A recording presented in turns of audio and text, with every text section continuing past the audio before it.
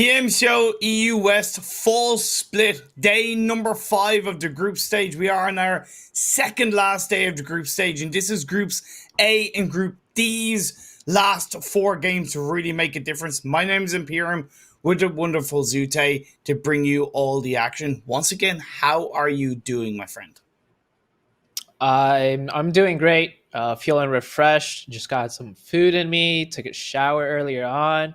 Heard you also took a Nice. shower. I think we're both I did. nice and spiffy for today's games. Yeah. I smell okay. I'm sure you smell okay, and I hope these teams are smelling the chicken dinners because there's quite a good few teams that really need some results. We'll be breaking it hmm more down once we get past all the formalities and get all the kind of standard stuff out of the way. Of course, let's bring it to the one and only as I look at it. There you go, the format of the The format. PMCO, how we started, how we're getting there, and of course, how these teams are going to move forward. Yeah, so right now, what you guys are watching, if you're just tuning in, is the group stage, the second to last day of the group stages.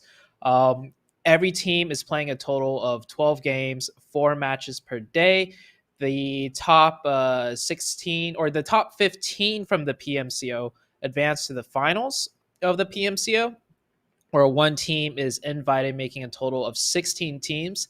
And then from there, they will try and fight their way to advance into the PMPL. Next, let's head over to the point system that we know and love so dearly already. Imperium, if you want to break this one down, not much to break down though.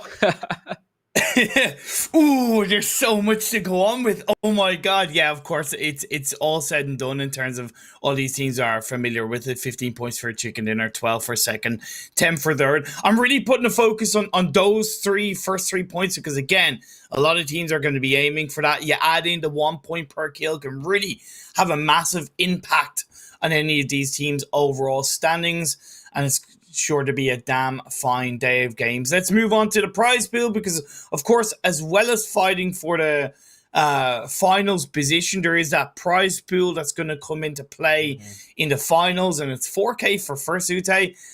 You love it. You like the old money.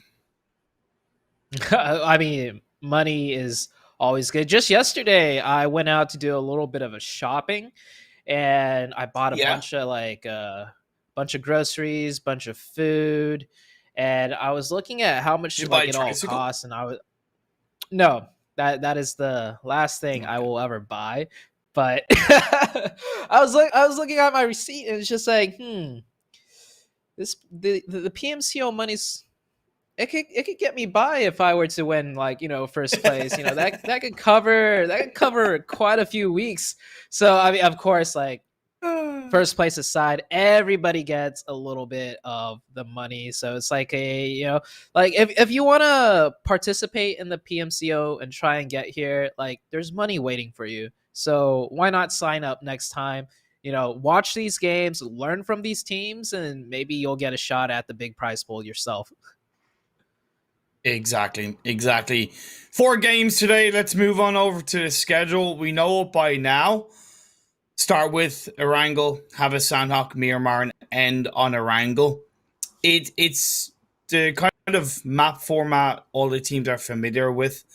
But again, because this is day 5, because this is Group A and Group D's last 4 games, there's a little bit more weight on the fact that we have 2 Erangels. Say we have that one Sanhok and one Miramar. So it's the age old order.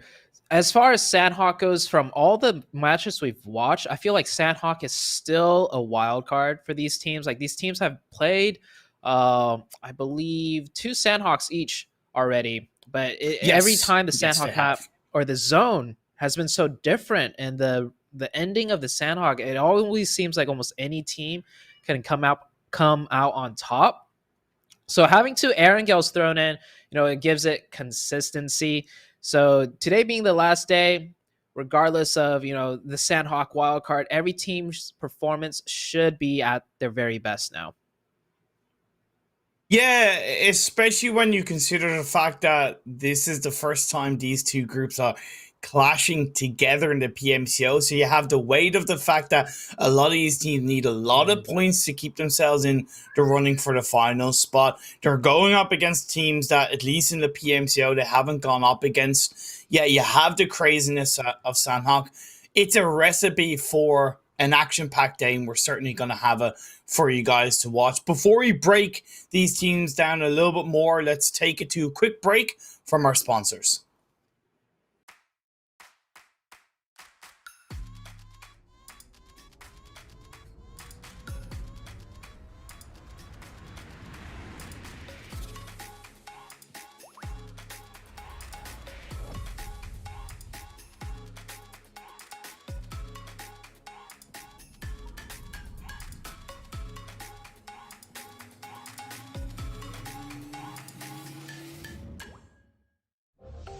Xiaomi. We're back in the break, back on your screens. Zute, Group A, Group D. There's a number of teams that we're going to be featuring, but I suggest that we just go right onto the overall standings so we can really put that focus on these teams.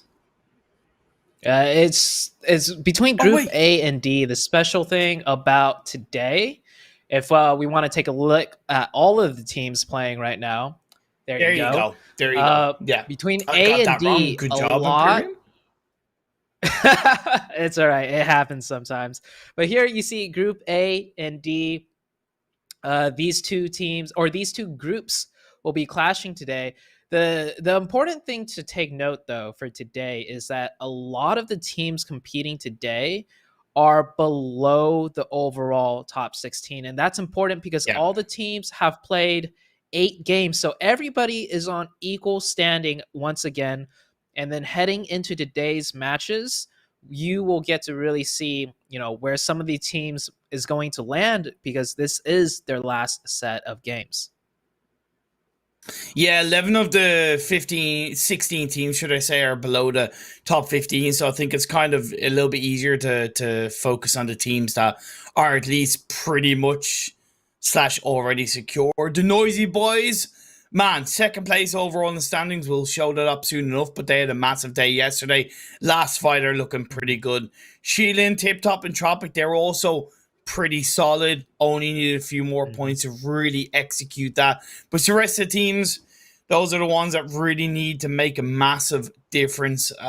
It's hard to kind of put an emphasis on something that is realistically so important, right? These teams, they fight their way through qualifier, they fight their way through scrims, through preparation to get to the point of PMCO, and it all comes down to kind of the final 4 games, to their final game, to really make a difference. And it's only to secure a final spot, never mind to try and get for the PMPL. There's a lot of weight on a lot of these teams. I mean, you hear the age-old saying, the grind never stops. Like, we're watching these guys grinding out right now through blood, sweat, and tears, through mistakes, victories, and so on. And even after all of this, like Imperium said, it's just to get into the finals of PMCO. And then there is even more ahead of them. Then there's the PMPL. And then the PMPL is a whole nother story. And then leading it, I love PUBG Mobile. Like, the tournament is, I know, man. It's so long and extended. It gives everybody a chance. But let's take a look at where some of these teams lay, or stand, should I say, when we go into the overall points. Yeah, the first page, there's not really much to comment on, to be honest. Just to obviously reiterate, FTY Noisy Boys had a fantastic day yesterday. Sheilin down in 8th. They're pretty good, 73 points in total. You only need like a good 15 to 16 to really secure that kind of 90-point cutoff that we're kind of putting on board for the top 15. Let's head on over to the next page, because page 2, page 3, that's where it really starts to count, Zute.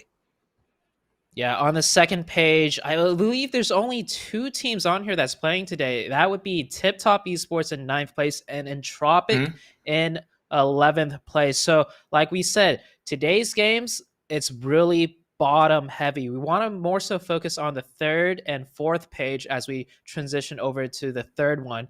Here we see a majority of the teams playing Quattro Fakers, New Generation, All Rejection Gaming, The Gangster X, Team Night Target, and MF Esports. So if you take a look, this is 17th through 24th. None of these teams are in the top 16. So these are the teams that really need to pull it out today, whether it be 4 huge games or just 2 huge games. They need to try and reach that 90-point cutoff mark. Yeah, I've kind of put 5 teams into a bit of a block that need 2 pretty stonking games out of the 4 today. Quattro Fakers, New Generation, All Rejection Gaming, The Gangsters X, and Team Night Target. Because they're all kind of, they all need kind of 45 to 55 points to really kind of put pressure on the teams tomorrow and to hopefully solidify that final spot. It's going to be easier said than done. Let's have a look at the last page where things start to be a little bit more bleak, but technically still possible. Yeah, technically still possible. I would say we're looking at DAB Esports today. 4 games. The cutoff we average it around is 90 points. That means they need a 50-point day today. That's more than 10 points a game. Definitely not impossible, but like Imperium said, bleak is the word I would use just as well. Yeah, it's one of those things where I'm giving MF, who are actually on the third page, Conquer Romania, TSC in Pajamas, and DAB Esports. I'm giving those teams essentially kind of the first game. If a number of those teams get a good result in the first game, they continue on in terms of that chance to have a big impact. But if all 4 / any of the 4 teams get a bad result on that first game, in my eyes, I'm unfortunately counting them out of the running for the top 15. It's unfortunate, but it's the way it is sometimes. And of course, Fast Romania, Golden Sport, massive love for both of these teams, and thank you so much for being here and participating in the PMCO EU. And you do have 4 remaining games to at least prove something more to yourself. We talked a little bit about it yesterday, but those 2 teams, they are just out of the running for the top 15. Based on past results, though, it is technically possible. We're talking about the Noisy Boys, or FTY. They scored 80 points and 82 points. I mean, if we look at Golden Sport, right, they have 10 points. Hey, 10 plus 80, that is the 90. But yeah, of course, I'm just, it's probably not going to happen. And just... It's to put in perspective how big of a day some of these teams need and just how nearly just impossible it is for them. But that is the leaderboards overall. And you guys definitely get a good idea of what's at stake today for these teams. I can't reiterate enough.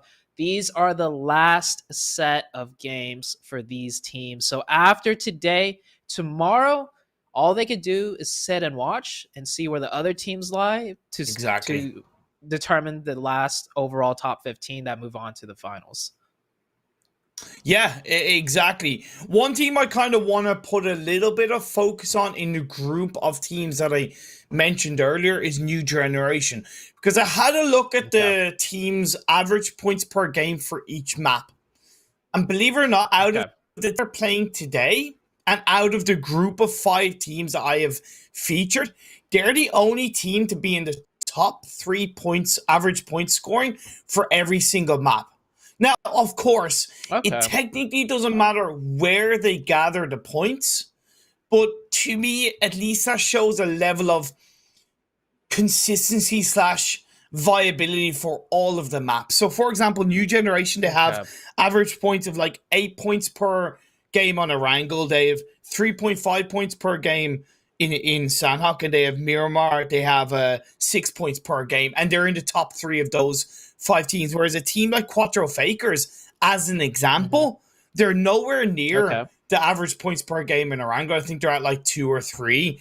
In Sanhok, they're around something similar, but they have Miramar. That's their only saving grace so far in the PMCO, where they have an average of Mm, 9.5 points per game, which is great for that one map. But if you're technically right. relying on one map and you need 2 out of 4 minimum fantastic result games, that really puts you Mhm. at a little bit of a, to me, compared to new generation, a little bit of a tougher task. I see. So even though Quattro Fakers have just only a 4 point lead, right, over New Generation, you'd give the edge over to New Generation simply because of the consistency on all the different Yeah, maps.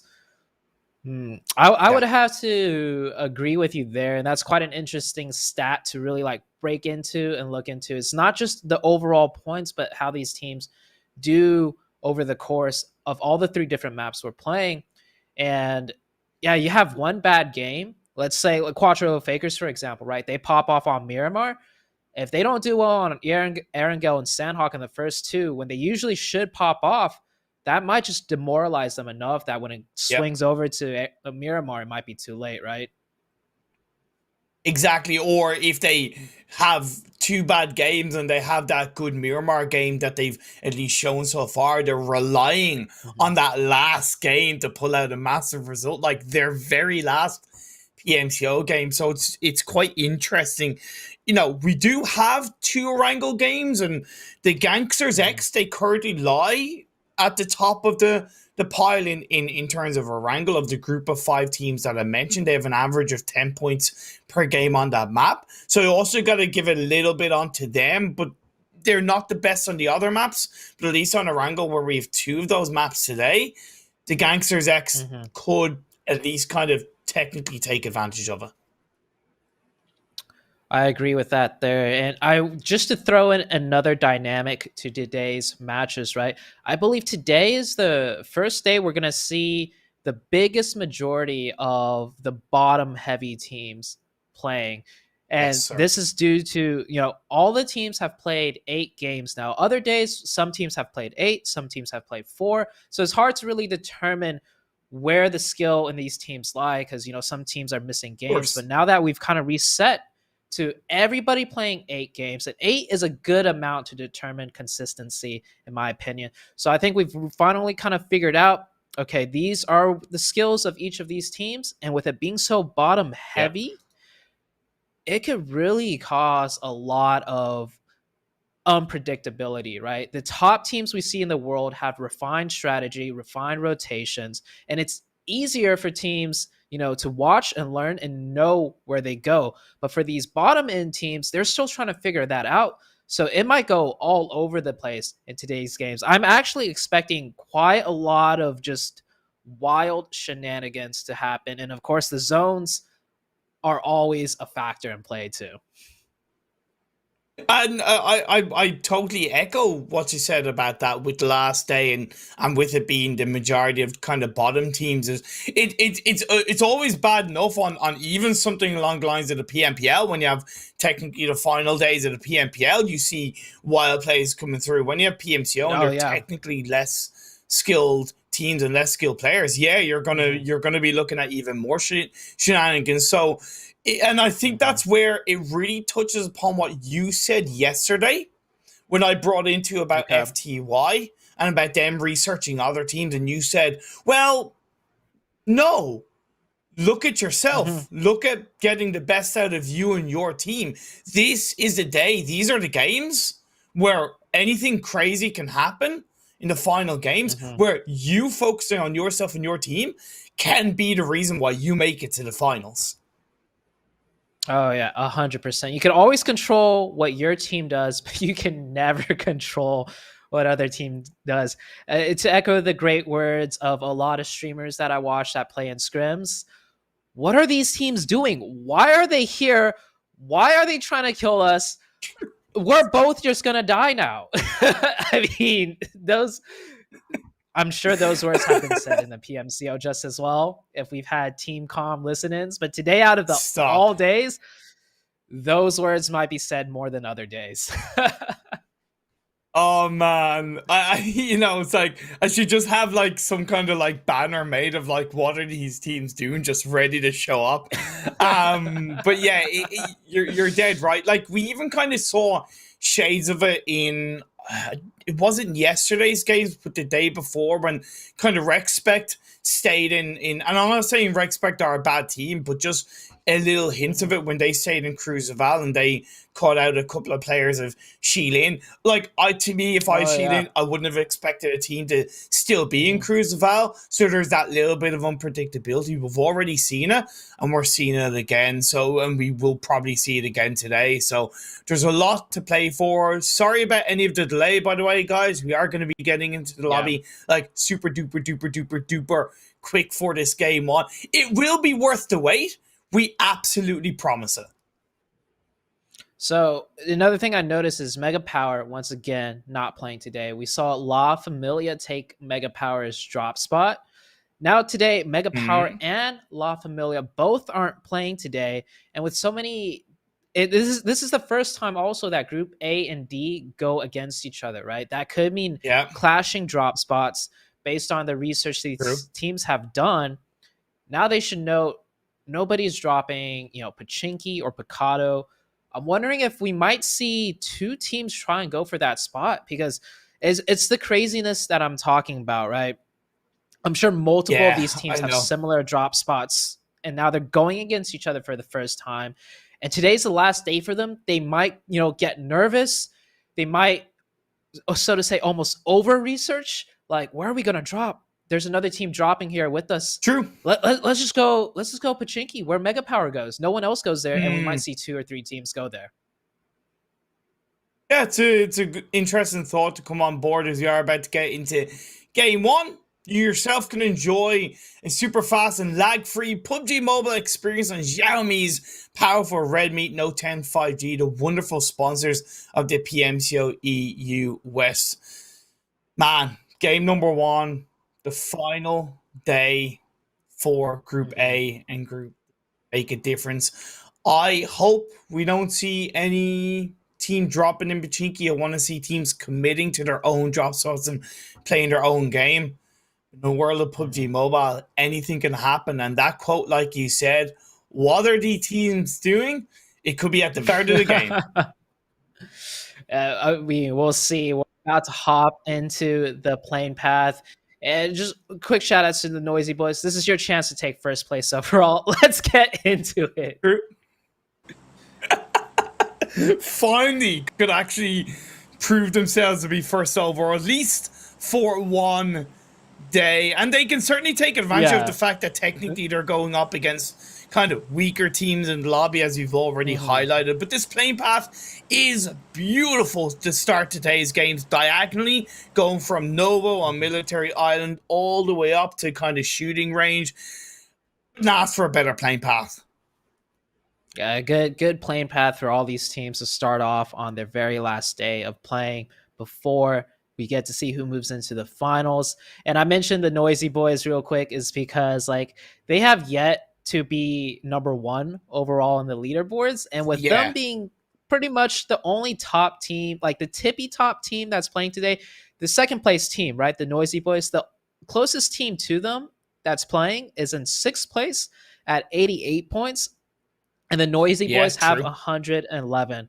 So this is the Yeah. time where they sneak the top place, take that screenshot, and be like, hashtag number one in PMCO, and then you flaunt that title for just a little bit. But hey, if they have a really good day today, because this is the easiest, so to say, lobby for them, their goal, I would say, should be to farm the points and to kind of cement their number one overall with a lot of points so that when tomorrow the teams play like FTY for Romanian Boys, Mega Power, La Yeah. Of Familia, these other powerhouse course. teams, they'll have more points that they need to catch up with, and they'll be going against each other tomorrow. Whereas with the Noisy Boys, hey, it's kind of looking free for them. They don't have all these other power teams that they have to contend with today.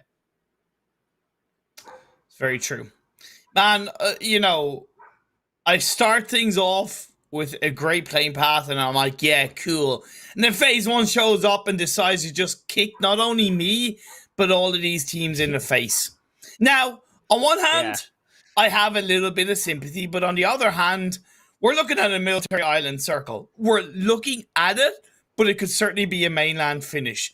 That does put a little bit of trouble and bother and thought on these teams that are in the mainland going, should we commit to military island? Shouldn't we? Conquer Romania are currently on the coastal line of that mainland. They could stay there, especially because they're already near the edge of the circle, which could actually benefit them on that phase 2 shift. This is not going to be an easy game on top of what is already a very challenging and difficult day for all of these teams. Mentally, right? Today is the most challenging mentally for these teams. It is their last day, and so many of these teams are at the cusp of making top 16. So it's even more important for, like we said, 11 of the 16 teams playing today are not yet points-wise in the top 16. So they really need it.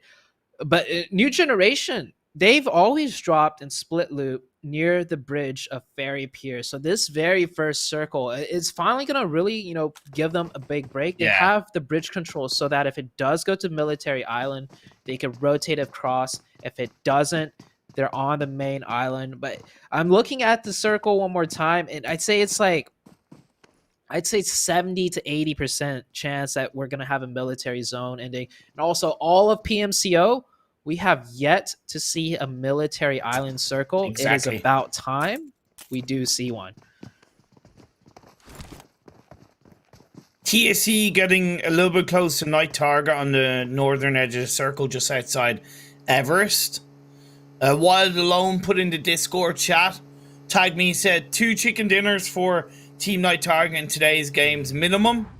Okay, so I'm going to hold that to them. They certainly need kind of 2 chicken dinners, or like I said, 2 very strong games. Let's see if they can make that count.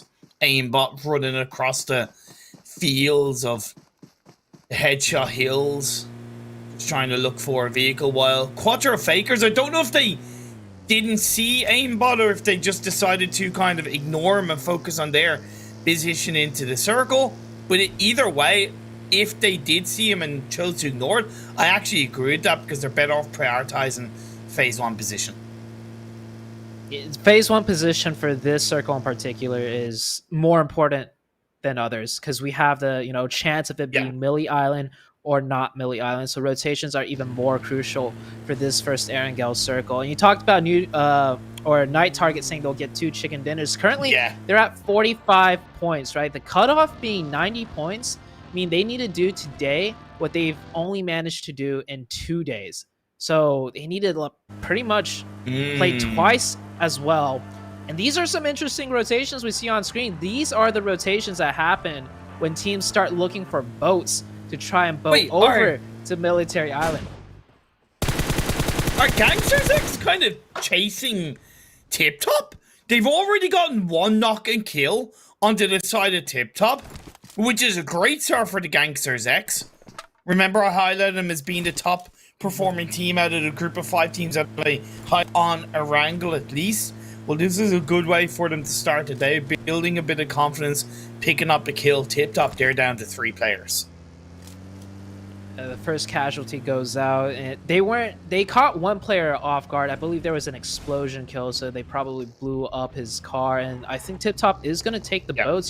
They were driving around all around the east side of Novo for that botation, and I think the botation is smart.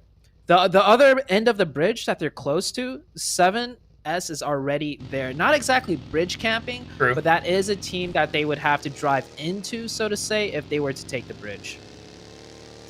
Or what they could do is they could wrap around the whole southern side of Military Island and come through the kind of port area of the south side of the island. So I think that could work out for them as well. And it would be a little bit more calculated. It'll take them longer to get there, but it would make sense, whereas that's straight onto Nova, where they kind of seem to be going, although it's quicker, could, like you mentioned, put them at risk of 7 sins as they move move out of that Novo area. We'll have to wait and see.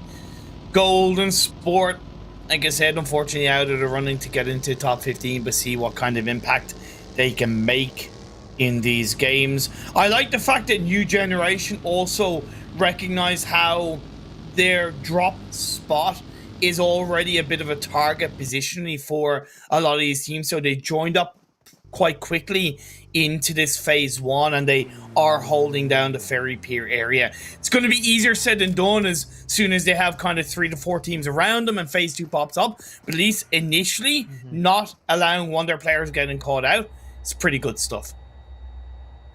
Yeah, Tip Top not so lucky though, already losing one of their players. The Noisy Boys, they have not left Military Island. They're betting that's going to be a military circle, and they already set up a really strong bridge camp. I'm looking at their formation. They even have sent one player to the far west end of the island to boat camp the boat rotations that usually you see come out of Primorsk and Ferry Pier to try and wrap onto Military Island. So the Noisy Boys, with the really strong lockdown of the entire west side of that military island. My target, getting a little bit close to each other on the western edge of the map, and of course the western edge of the circle. Dab Esports are in front of them, but Dab aren't exactly really fully set up or fully positioned as a full squad. They're still kind of getting that rotation.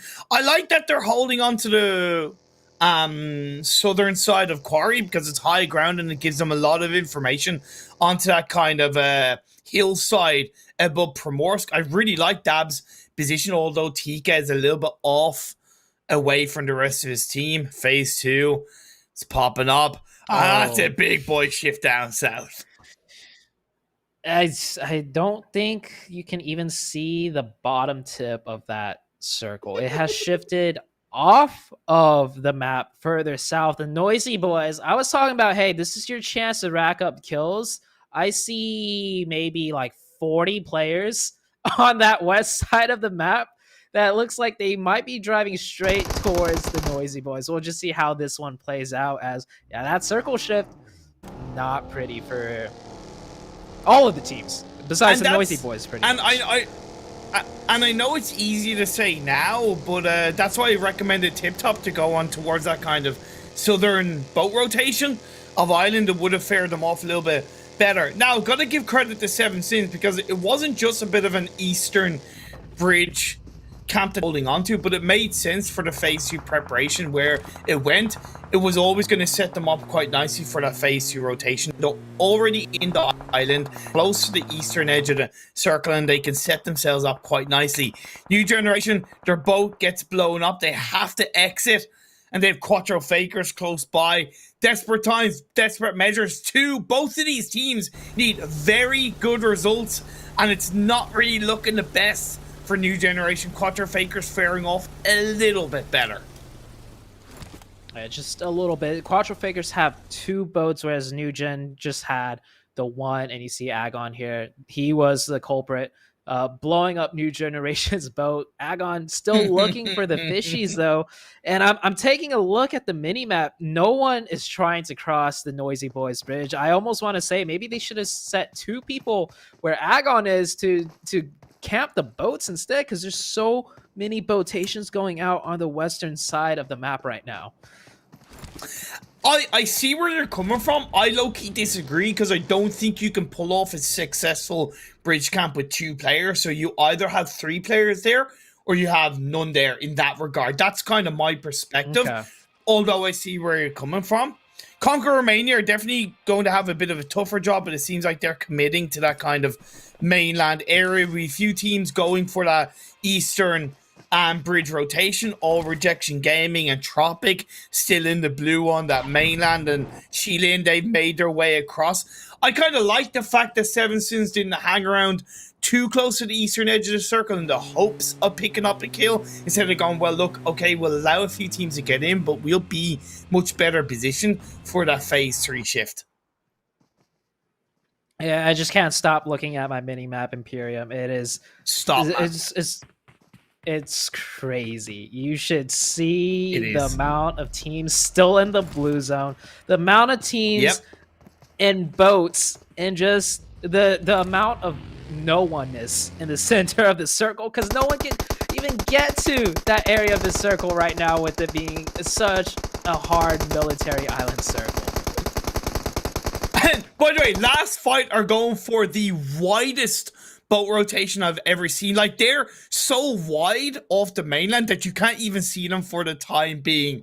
This is absolute madness. And the next shift goes even further down south. Still a good 40% of water in play, but that's where Quattro Fakers, with that double boat rotation onto the southern side of the map, they have benefited massively. But now it becomes a big part of how well they're going to be able to control their position. All Rejection Gaming picking up a kill. The Gangsters X unfortunately losing a player.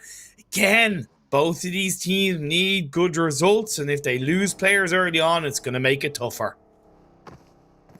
This mini map right now doesn't even look like a PUBG mobile game. It looks like a racing game with the with the amount of people and cars and boats. We're still at 62 alive. Imperium. Yeah. Everybody's still trying to rotate. No one has even had a chance to fight yet with how ridiculous these circle shifts are. This looks like a racing game almost. No joke, but we see Quattro Fakers here. They have managed to find a spot. Tip Top has managed to find a really strong position. Tip Top's positions right now is actually center of the circle. That is how far south we are right now with these zones. Also love the Noisy Boys position on the side now. I think they hold on to a great spot. MF suffer a couple of casualties right now. MF Esports are 24th. They need all 4 of their games to be absolutely stonking, and losing players once again inside the first 3 phases and not going to leave them in a good spot. Golden Sport all but out of the PMCO. Let's see if they can make a difference. Looking for Kame of New Generation. Dab Esports also swimming in the water, looking for that mainland spot. This is not good for these teams. All right, so I mentioned it looked like a racing game. Now it looks like, a swimming game. There's like 3 full teams in the water on screen right now. We got New Generation, Dab, and then off to the side, I believe that's another full team of I can't even tell. There's so many teams here. You got Golden Sport, New Generation, and Dab. Okay. Beautiful. Oh man, beautiful. Golden Sport, 3 kills already onto Wandu, just fishing right now. And that's why I said, like, they may be out, but at least they can have a little bit of an impact. And Blind is left on his own. Dabs tried to take advantage of that, moving away. Down goes New Generation. They're the first team eliminated. Of course, their PMCO journey is far from over. They still have 3 games to make a difference. Just puts them under a bit of pressure. The first casualty of this wild game 1 in Erangel. Yeah, I think Golden has actually managed to climb up on those rocks there. I don't know if that was planned, but that's really smart of them to know to use that location. You see the rest of the teams on the south side of the new circle. That's where everyone else boat-tated to try and get on to the mainland, and you see how congested it is. And the circle finally centers up, but we're pretty much just on the most southern part of the playable zone of Military Island. Quattro Fakers, Night Targa. With this circle shift, they are on the edge of the circle, but certainly looking a lot better for Quattro Fakers because they have those players in the mainland. Loki's using those rocks to move around, might be able to get an idea, but I don't know if Gus Stick from MF has moved. I don't think he has. He's going to cook up a nade. Loki hasn't been able to spot that for the time being. Maybe he moves away just in time. Yes, he does. Nader and Kubista moving onto that rocky area makes it a lot harder for Loki to do anything in that area. They're pinched for the time being as last fight. Yeah, last fight are just on their last legs inside the water. Next circle is going to shift off all of these people too, most likely. So that's just the blue zone at your back and the unclimbable rocks to your front side. The last fight, they have 4 up, but it doesn't it doesn't even matter how many people you have alive when you're Yeah. put into a situation like this. Like, they're trying to find a way to climb up. I don't think there's a climbable way up. So many. I see 4 teams still on the south side, like the shoreline side, the rock side of these zones, and the blue zone. This blue zone is going to get more kills than a Sanhok blue zone. 2 of the 5 teams in the block that I have that need 2+ good games have gone out. The Gangsters, the second team to fall in this Erangel game. Did also notice that Quattro Fakers had a player get knocked down. The hands of Night Target. He will get revived up. Dab Esports are still trying to hold on for the time being. Golden being pushed back on the edge of the circle by Noisy Boys as Shilin. They're punishing 7 Sins. Golden Esport, they've managed to find a way up, but they found their way up straight into the Noisy Boys, and you see the shots coming through. The Noisy Boys are looking to a hard camp Golden Esport or Golden Sport because they're not quite yet in the zone, and there's no hard cover. You see Mazzaro already taking an aggressive position, a forward angle to lock this team down. Okay, good by Anacasio to get that knock. It does something. A good bit of utility being used with the smokes to try and create a bit of a wall. There's not really much that the Noisy Boys can do, although Mazzaro comes in to get at least 1 knock onto Sam, but it's returned very quickly. Dab make it onto the Rocky side, and they could come in and third party the Noisy Boys. Mazzaro, he's on his own. Beg for mercy. He's gonna come in on the buggy while Agon holds him down. Really good teamwork for the Noisy Boys. Good focus, but the 2-man team of Dab, they of course push Agon back a little bit more heavily. Dab, the rock climbers, have managed to find their way up right behind the Noisy Boys, and that circle shift, Noisy Boys get the zone. They also have the only compound, and that's another hard shift far to the west side. Majority of the teams on the east side, that rainbow slew of colors, all have to move in, including Tip Top, who no longer can use their compound as it is not in the next zone. Somewhere over the rainbow, they're gonna have to follow the yellow brick road into the circle. It's not gonna be easy to deal with. I gotta give credit to the Noisy Boys. Like, they're really doing a great job of covering so many angles inside that compound. And it's only gonna become a little bit more difficult as more teams focus. A possible crash might happen. 7 Sins are eliminated. Take care of them. Bye now. It's never going to be easy for them in this PMCO last set of games for them. MF still in the water. You have last fight. They made their way onto the rocky areas of the coastline and military island with the M24 Sushio could definitely have a big impact for them from the teams moving from the east. Yeah, just earlier we were watching last fight and it looked like they were stuck down there, but they managed to find a way up onto the shoreline sides, and that actually puts them in such a great position in this next circle. They're on the southern edge, meaning they get to gatekeep a lot of these teams. In this area of the zone, it's not very hard to press. It's not very easy to press into. So at last fight, this could be a really huge game for them in terms of the kill points. Night Target go down. That's great for Quattro Fakers who are in that fight to get the points required in a safe manner for this top 15. They have to deal now with last fight in front of them. Conquerors Romania did make a push into that compound from the hillside up north, but the Noisy Boys are reacting to that quite confidently. 2 players into the building now. Mazzaro, Andy pushing on forward. You have Beg for Mercy trying to hold down Ed on the outside.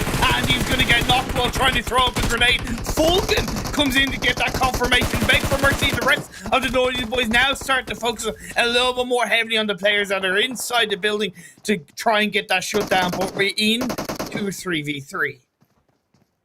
Conquer Romania with the aggression. We saw them stuck on the outside of the building, but they flipped the switch. They pressed further in, and they caught that player off guard. The player had that grenade in hand.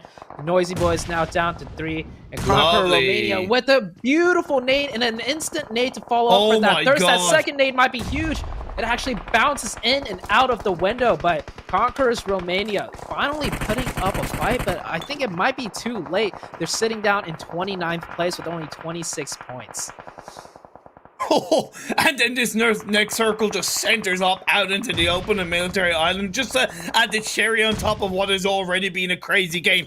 Golden Sport now coming in from behind, pinching the Noisy Boys. Like I said, it was only going to get harder for the Albanian side, to be fair, right? As the compound was a bit of a focus in the previous circle, teams crashed in, and now we're down to the last player of the Noisy Boys, and it seems like he's going to lose his life. Mazzaro looking to try and just stay quiet in the back row of the building. Sam makes his way in. Mazzaro finds the knock. You don't go into a building on your own when it's like that. Switches over to go, gets another one on the one to Mazzaro. Shows why he's one of the best players in Europe. Single-handedly a dangerous dynamite of a player. But at the end of the day, he can't deal with the full squad on his own. Gets 2 down. Golden Sport survive. Secures 2 kill points in the midst of pretty much a 1v4 last alive. Good play to Mazzaro. But right now, taking a look at the circle, currently almost no team is in the circle. Tip Top has the edge of the circle. You see it right now. They're down to 3.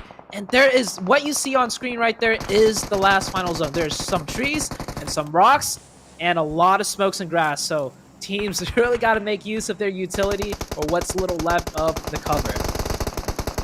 Every single one of these teams is on the edge of the circle, and teams that were able to pick up a car or two in that Military Island might fare off a little bit better, like Tip Top, although as I say, that Vulcan gets a beautiful spray from behind to get that knock. Sheilin going to be the next victims in the hands of Conquer Romania. Golden Sport, the 2-man team, have been able to push in and do actually hold on to that western edge of the circle quite confidently ahead of a few of these teams.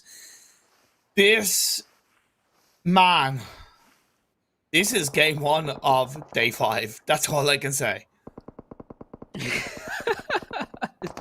I don't even know how to cast this one right now. It's just literally 360 shots all around. Every team pretty much has sight lines of everybody else. There's 15 players alive. Golden's pressed a little bit more on the inside. I don't know if they found like some minuscule dip or something, but teams are just forced to lay prone, pop some shots off, go prone again, rinse and repeat, and just hope you don't get shot across the field. Oh, Eds gets taken down. So do another one of the Conquer Romania players. Vulcan left on his own in the flat terrain. A Military Island down. Conquer Romania go. He's actually holding out a little bit of hope because they're into the top 5 with 6+ kills. A gigantic result would have kept them in the button, but it's not going to be the case. Tip Top on 4 kills. Golden Sport with 2 players left up. Dab behind them. The next circle shifts into favor of Golden Sport. Hey, I was saying Golden Sport needs an 80-point day. If they could get the win with that zone blast right there, that's a start to say the least. But Golden, they need some more kill points here. But the nades are coming in from Dabs, and it's picking off Golden one by one. And it's worse because it's the one Golden player that had a couple of vehicles as protection, right? Whereas Anakacho, yes, he's in the circle, but he has no real cover, although with the help of a nade, with the help of Dab behind him, that's going to be a player Tip Top going down. 0 kills for Dab, but still a journey for them to get into the top 4. Last fight, I don't know how they were able to kind of come in. They took that massive wide rotation away from all the teams in the mainland with that boat and then found the rocks to climb up on top. Golden Sport, that last player, I'm kind of putting out a little bit of hope, but a nade goes in his direction, doesn't connect. Right now, with the way the teams are positioned, Tip Top has a slight advantage coming in from the side that's least congested. We have Last Fight, Dab, and Golden all inching forwards next to each other for the zone. Of course, the last player of Golden smack in front of everybody, just laying low, trying to stay as quiet as possible. Same for everyone else, trying to make as little noise as they can to not give away their positions. Fair to Tip Top, along with Sheilin and Atropic, those 3 teams I would have argued need kind of one good result slash 4 half decent results where they're certainly pulling out in this final game of the day. The Blue Zone of Phase 7 encroaching closer and closer before we move into Phase 8. Anakato is still staying alive with a sliver of health on board. At the end of the day, it feels bad because he has 3 teams around him. God, I feel sorry for him, and that's going to be a nade from Zero of the last fight to get the last player of Golden Sport down. Almost every team you see on the screen was tossing some form of grenades or utility at Golden just because he was in the center. And I feel like the teams saw other teams throw stuff there, so they're like, hey, there must be someone there. Let's throw some stuff there too. And Tip Top ends up picking up that one. We're down to the 3 teams. It's a 3v2v2. And last fight has the furthest way to go, meaning they will make the most amount of movement, putting them at the highest risk right now. The confidence they have to actually stand up and move. And it's going to be putting them at the focus of that one. Killer gets a knock on the Sushio and puts him down to do. Florin has been spot out, but as he stands up, he's able to get a knock onto a player of Tip Top. Dab is still in the mixer, trying to make it to the rock. Sad has been able to spot him out, but he's going to get knocked down by Sarah. Really good by last fight. The proactive play, but they bit off more than they could chew. They get taken out, and we're down to a 1v1. Dab Esports against Tip Top, but Dab spots up. They get the last kill in behind a tree. Chicken dinner for Dab Esports. Dab Esports, we saw they had 0 kills just a few seconds ago, but it did not matter because they got the chicken dinner and they got the last kill that was necessary to secure it. Tip Top Cold, I saw him with such good patience and control. He could have shot at last fight for at least 20 to 30 seconds, did not take it until the other teams engaged, and he saw one player was up. You saw the decisiveness, but when he got behind that tree, I think he felt the adrenaline kick in, and that peak was a little bit too wide, and it gave Dab the necessary angle and the necessary shots to clutch out that chicken dinner. I just want to say, Imperium, I don't know what I just watched. It's PUBG Mobile. That's kind of it, right? If you had told me that you're gonna have a military island finish on the second last day in the first game of the day to really kick these teams in the face, I probably would have believed it, but there would have been a part of me that gone, no, it won't happen. But it's happened. And that's not even. It wasn't even one. Yeah, go on. It's not even, I wouldn't even say that's, when you think military island, you think, like military island finish. That was a different thing all on its own. Like it was, yep. It was not just a standard military island finish. That was the weirdest, wildest, wonkiest game I've ever probably casted. Yeah, couldn't have said it better myself. Let's move on to the match rankings because there are a couple of teams that, of course, have had some very much needed results in their fight for the top 15. Crazy game aside, Tip Top, like I said, 73 points. They didn't technically need one good result, but that automatically, with 3 games to go, puts them on 93 points, well above the kind of cutoff point that we said. Same last fight, they were even looking even easier coming into these games. Happy days, good game from them. Golden Sport, look, last set of games, they definitely made a difference to their gameplay and they deserve that 17 points, especially with 9 kills. I gotta give them a lot of credit for that. But Dab, that's the team. They were lying in 25th with 40 points. It's 1 game only. They need to have every single game with a similar amount of points. Look at the point spread. We have 20, 20, 17, 16, 16.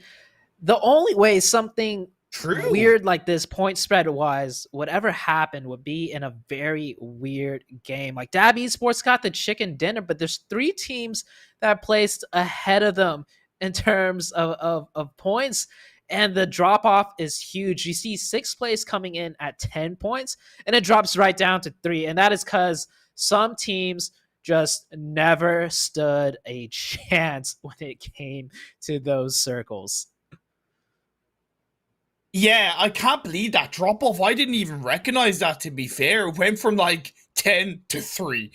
Let's move on to the second page as well, because there's a couple of teams again that, of course, have made their job just a little bit tougher. New generation, Quattro Fakers, the Gangsters X.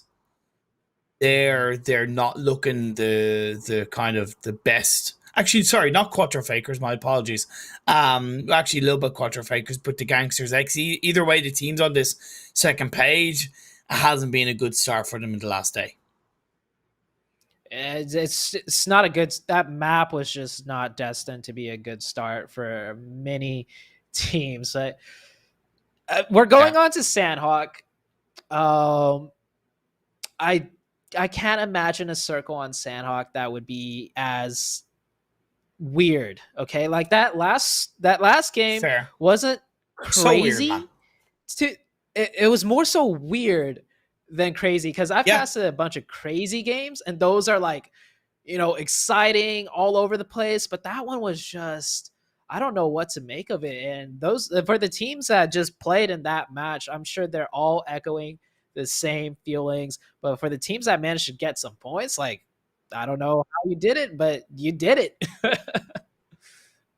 Couple of teams have kept their run in the fight for the top 15 alive, but with 3 more games to go, you still have a lot of work to do. Let's go for a quick break, and we'll be back on our screens for game number 2 of the day.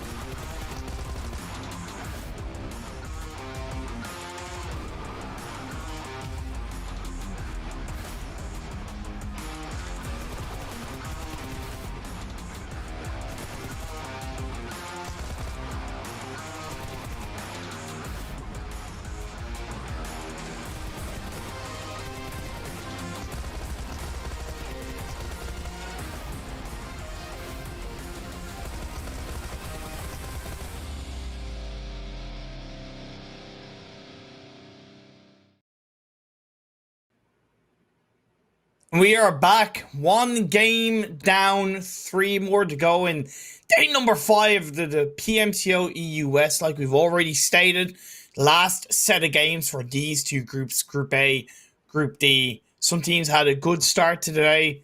Good few teams had a bad start. But that game one was nothing but weird.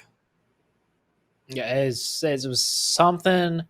It was something else, and just with the way the game one played out, like teams are all over the place. A few of the teams that really needed the points got the points. A few of the teams that needed the points didn't get the points, and then everything far in between, it just happened.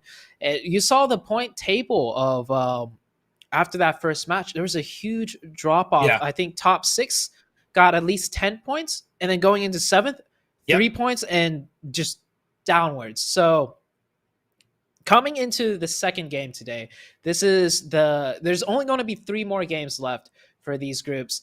And that first one, if you didn't do well, you could kind of just put it off to the side, like scrap it, Yeah. at least mental wise, right? Because we talk so much about the teams that really need to do well today, and they need to start off kind of strong because this is it. Mental wise, like I can't even fault you if your team just didn't know what to do, if your team just kind of fell flat.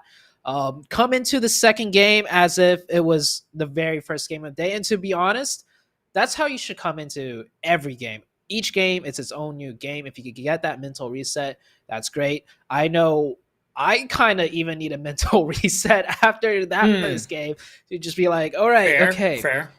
you know the game, you know what's going on, Zute. That last game, it wasn't PUBG Mobile, it was something else. And we don't have time to show the overall standings because we are getting into this game too fairly quickly. I can tell you that not much overall has changed. All rejection gaming definitely, continue to make that shout for their push into the top 15 with a 14-point banger in that game one. Conquer Romania, although they are now very similar points to MF, because Conquer Romania got 10 points in game one and MF got, I believe, 0. I'm still inclined to kind of still continue to put Conquer up there, even though they still need 3 massive results. It's kind of that momentum, that mentality, despite, like you said, they should try and separate. I'm still putting it in there. But again, otherwise, not much has changed. Reset, game number 2, Sanhok, craziness. Like yesterday, although I can understand why it's a little bit technically less predictable, one team, chicken dinner, go for it. The Noisy Boys. You know what? That's fair enough. Let's see if they can continue to make some noise, just like you can make some noise as well as enjoying a lag-free and super fast PUBG Mobile experience on Xiaomi's powerful Redmi Note 10 5G. You're saying Noisy Boys. I'm going to go out there and I'm going to say Team Night Target, simply because of the fact that Wild Lone said they were going to get 2 chicken dinners in today's game, in today's set of games. They didn't get it in the first game. 1 down, 3 to go. Night Target, they could pull it off. It's Sanhok. Never know what's going to happen in Sanhok. One thing we didn't notice was no one dropped center map on that first game, but with Sanhok being such a small zone, I'm expecting someone to fill in on boot camp. So let's head on to the plane and take a look. Is anyone dropping boot camp? Maybe 2 teams are dropping boot camp. We could for these teams' last game of the day. It could go to boot camp. The plane path is dead center. So unlike yesterday, where it did, to be fair, have a bit of an impact to this phase 1, because it's such a dead center circle on a small map, even if it is a wilder phase 1, it's not really going to make too much of a difference. I'm looking out for all rejection gaming, because to be fair, not only did they get a good result today, but out of the block of 5 teams that I've gone on from the start of today's broadcast, they're the highest performing team in actually in Sanhok with 5.5 points per game. It's not much, but again, off the back off the back of that kind of solid Erangel game to pick up, double that between 5 to 10 points. It's very positive. Yeah, and we actually do have a hot drop fight coming out on the eastern side of that zone between MF and I believe that's Entropic next to Tropic. Laquai. There's already 3 down for Wow. MF, and it's just, I mean, whoever gets the guns first, I guess, and that's a squad wipe right there. Entropic with 4 points. Very nice. And that's kind of why when I mention Conqueror compared to MF, Conqueror Romania compared to MF, I continue to keep Conqueror in there and took MF out. Second game, MF go down early. Yeah, they're out of here. Take care of them. Bye-bye now. Thank you for participating in the PMCO. Still 2 more games to go. Let's see if they make a difference. But now, Quattro Fakers, Night Target, my team, to win this second game of the day. It's important that they defend themselves quite nicely. They're a little bit separated. Quattro Fakers do look better positioned. They do look better in position, but the Noisy Boys have already pushed out of Paradise. They heard the early gunshots, and they're coming here to third party. True. Now, the teams do have a bit of spacing between them, so it might not be a blitz third party like we usually see in Sanhok. But on the flip side of things, Golden Sport is also moving towards the east, towards the Noisy Boys. We might have 4 teams involved in a fight very soon. Yeah, I thought Chrissy was going to be the first one knocked there so out in the open. Barely had a tree as cover, and he gets taken out. You're right, and I love the fact that you kind of break that third party down from like a blitz of a third party to maybe a kind of a slower third party. That was definitely a slower third party, but it does still put Quattro Fakers down to 3 players. And in a Sanhok team fight, that really is a massive impact, and it's going to stop them from being confident. Now, I'm curious, did the Noisy Boys get a little bit of information on Golden Sport entering Paradise Resort and they moved away? I can't help but feel that's the case, because that's super duper coincidental otherwise. I don't think they've got information from. I was looking at the minimap. There's no clear way they could have got that information, but it's just the team experience, right? They noticed that third party they were going for, it was spaced out, and both teams were kind of in a deadlock.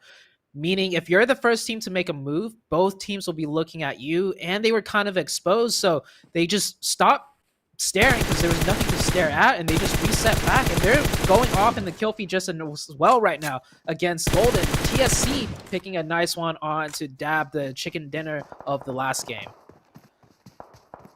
Yeah, dab continue to keep their PMCO final spot in the run from a game 1 performance of some fantastic points earned. They got 16 points and a chicken dinner the first game of the day. But now in this Sanhok game, they're going up against TSC in pajamas, looking to put them back to bed this game. But they're trading knocks. Quashi with the AKM 6X.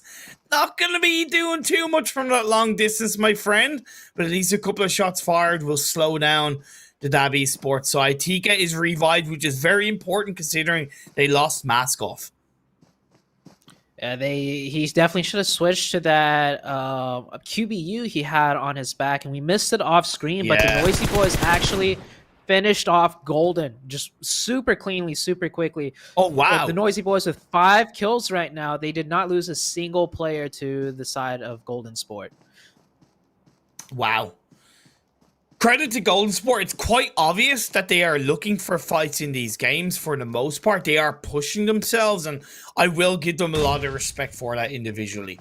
TSC legends, Dab Esports, TSC have been able to recover back up as a 3-man team, and they've 2 together, which I think gives them slightly better control or turnaround potential. While Sad, Slobos, and Tika, they're much further apart, so technically easier for them to be picked off one by one. It's a 3v3, but it's pretty stalemate. That's a really nice knock. Not really revivable. The two other players of Dabs have to kind of hold down and lock down their angles, or else they might give up too much. Sad. If anyone's going for the revive, it should be Sad, as Bot is in the central position. He's the one that's close range, holding back the push of TSC. And TSC does look like they want to capitalize off this knock. Oh, this could be a really good flank by Kwashi, going underneath the bridge and next to the riverside.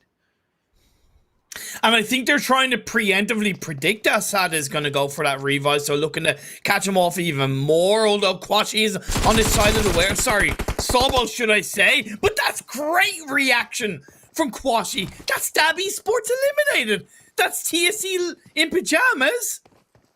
Still staying up. Really good play by them. Yeah, both of these teams need a really good day, more so TSC. So it's a start. 4 points already, but they did lose a player, and we've always stressed how important having manpower is on Sanhok. That fight they just took, they're going to have to take more of those fights to just navigate the rest of the Sanhok. Like, they don't have a car.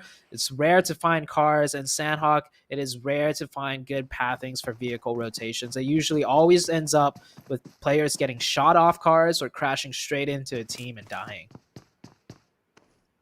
I'm still kind of going based on my kind of startup broadcast predictions or startup broadcast kind of narrative of the 4 teams that I featured that needed all 4 games as good results. And Dab did get that in game 1 because of that early exit in game 2, only 1 kill. I'm putting them out of the mix. Same at TSC and Pajamas, simply because of the fact that even if they do get 3 out of 4 pretty fantastic games, you have the teams above them, right? You have the Gangsters, X, Night Target, All Rejection, New Generation, Quattro Fakers, as well as all of the teams tomorrow. So that's why I'm just going based off that narrative. But we'll have to wait and see. Last fight. Looking for a fight onto the Noisy Boys. Already 5 kills for the Albanian side. Feeling good right now in their final set of games in the PMCO. 5 kills this early on. You can almost see why some teams elect to fight early on Sanhok, because once you move into the late game of Sanhok, it all really comes down to the circles and the Noisy Boys. They went for those fights. They got the kill points early. 5 points padded onto your team's back when it's not even onto the second zone yet is a really good confidence booster to play out the rest of the Sanhok match. For sure. You're dead right. Man, okay. Okay. The second circle shift. It's coming out. It is coming up. Conquer Romania. Still in slight running. Fighting for the top 15. New Generation. Benefiting from the phase 2 shift. They're in the center of the circle. This circle shift around, so many teams are just pretty much set. I don't believe we'll see too much movement. Unlike the first game, where we had probably 15 out of the 16 teams in vehicles and boats and water trying to rotate and chase the circle, Sanhok's much nicer this time around, just giving the circle to everybody. We might see some slight movement on the teams on the edge, wanting to inch just a little bit closer. But in Tropic, you saw they were in the circle, previous circle. They got the circle again.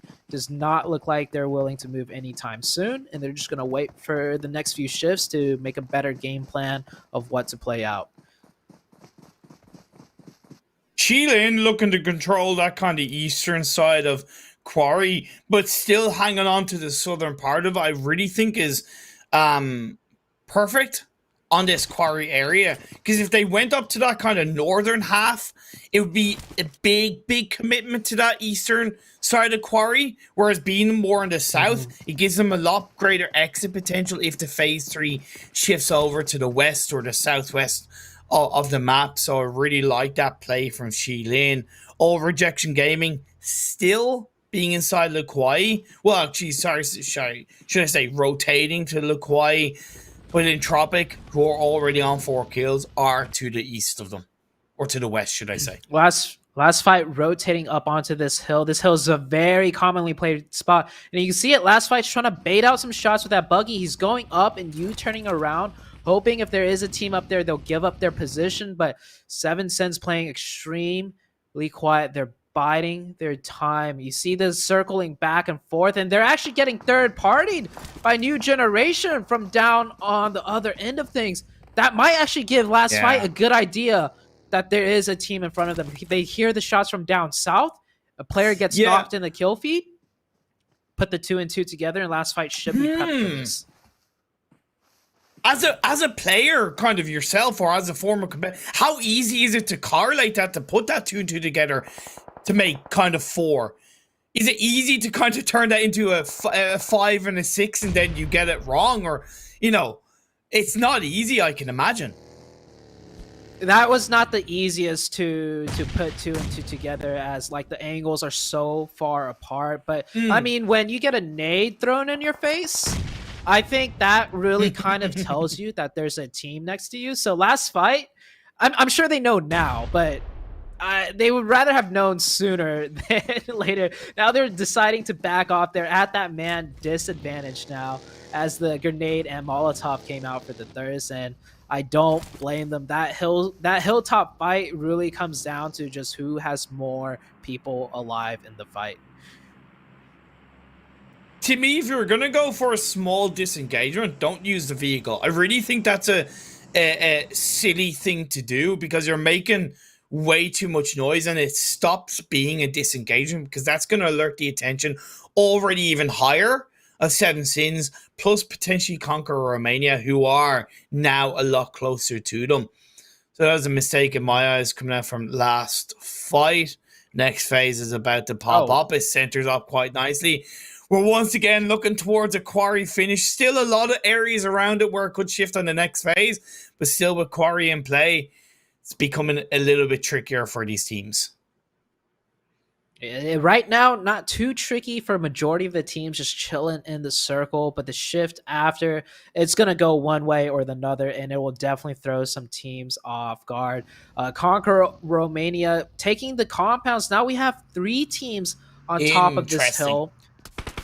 Yeah, it's only one team's going to manage to make it out, and there you go. Conquer opens up the fight, but they have no idea last fight is here, I don't think. Yeah, they don't really have a clue, unfortunately. I really like that by Conquer Romania, by keeping a player on the outside.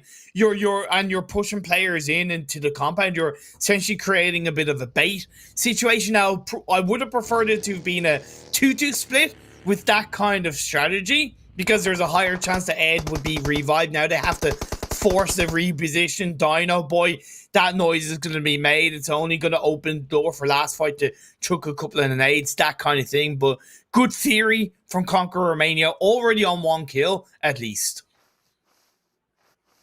Yeah, the revive will go out, and I don't think last fight's in any rush to really make a move, as they're the only 3-man team between these 3-2 teams fighting.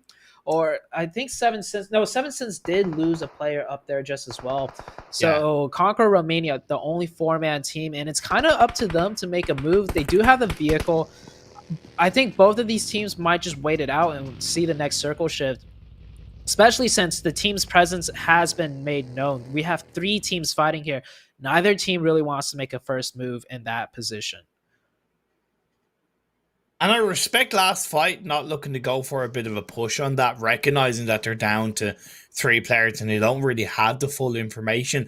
And maybe there's also elements of, well, there could still be teams coming from the west. So if we take too long, commit too much to that fight, we could get third-partied ourselves. So really good decision-making from last fight. New Generation still on the western side of Quarry, that warehouse region. They have 2 players a little bit more forward to the edge of Quarry, I believe, on towards that sniper tower region. I like that, because I think it allows them to better control a bit of a crash, a bit of a push from another team, as opposed to all 4 players holding on to those warehouses. Yeah, the split definitely is important when you've just been kind of chilling. You want to set up that defense, bolster it as much as possible, at least until the next zone shift. You see this next one about to shift out. We have a major stack of teams on that western side due to the circles shifting kind of east each time. Let's see where this next one is going to go, and it does shift more to the east. Now you have a rainbow of colors on the west side. None of them are in the zone, and all of them are going to be funneling in to that quarry drop, as that's going to be the easiest spot for everybody to get to. I feel a little bit sorry for New Generation. They can make it into that western edge. Of course, it's going to be a lot more difficult for them. Couldn't have asked for a better shift for Night Target. Last fight, looking to take advantage of TSC and Pajamas. 2 of their players knocked down. Just Reaper left on their own. And for TSC and Pajamas, surely that's a little bit too presumptuous. You can't be running out in the open on phase 4 like that. I know technically their circle shifted away, and maybe they were thinking, okay, well, because it shifted away, teams aren't going to be looking behind. It's Sanhok. You got to expect the teams are going to be looking in all directions. If you're running in the open, you're asking to be picked off. Not just that, just because the circle shifted away, there's multiple teams usually always caught on each other, making movement very slow. And the Gangster X, they're making their move right now. Last fight, using that buggy, trying to move further into the circle, but they're just going to move into a different team fight. This is one of those zones where teams could kind of just, you know, take more of the engagements and get the kill points. 5th circle or 4th circle hard shift on Sanhok, teams rarely ever make it in when it's a hard shift away from them. Whoa, that flank from Florin is pretty big brain. Actually going outside the blue, catching the players of Gangster X from behind. Really good play from last fight. So much respect for that. That turnaround, a triple knock. Chacha OP is on his own, and that's all off the back of Florin flanking around. Beautiful play by Florin. You rarely ever see that at the PMCO level, bar even the PMPO level. Prioritizing the fight by running towards the blue to get that off angle came in huge. Conqueror Romania does manage to edge their way into zone here. They have the 1 player of 7 cents to take care of. They are getting third party from distance. They are using that cover back and forth. Get the finish. Manage to keep 3 up. 1 player gets knocked though. They might be able to get that revive. Last fight, still not yet in the zone, but they picked up 4 kill points along the way. Ooh, interesting for New Generation. They've opted to kind of commit themselves onto the quarry low ground region. I don't dislike it, but I see where they could hit a brick wall, and that next circle does center up around the Noisy Boys. Night Target. This is a very important fight for Night Target, to be fair. If they can take down the Noisy Boys, it could be really good for them in their fight for the top 15. Last fight themselves, just Florin left alive in the blue. Gonna look for Chacha OP. That'll be a 1v1 to the death in this blue zone. Chacha OP versus Florin, but both players, they do know where each other are, and this is Sanhok for you, ladies and gentlemen. 2 last players fighting it out in the blue because the circle shifted away. Florin's got that nade cooked though. Does toss it out, does hit him, but Chacha got that first save off. Chacha's gonna go for that push. He's got that vector. Florin gets his first aid off, and the UMP comes out on top. 2 first aids left, but that is the last of Florin. As these other teams, we still got fights happening every which way. Yeah, I thought Florin was actually gonna survive, but you called it.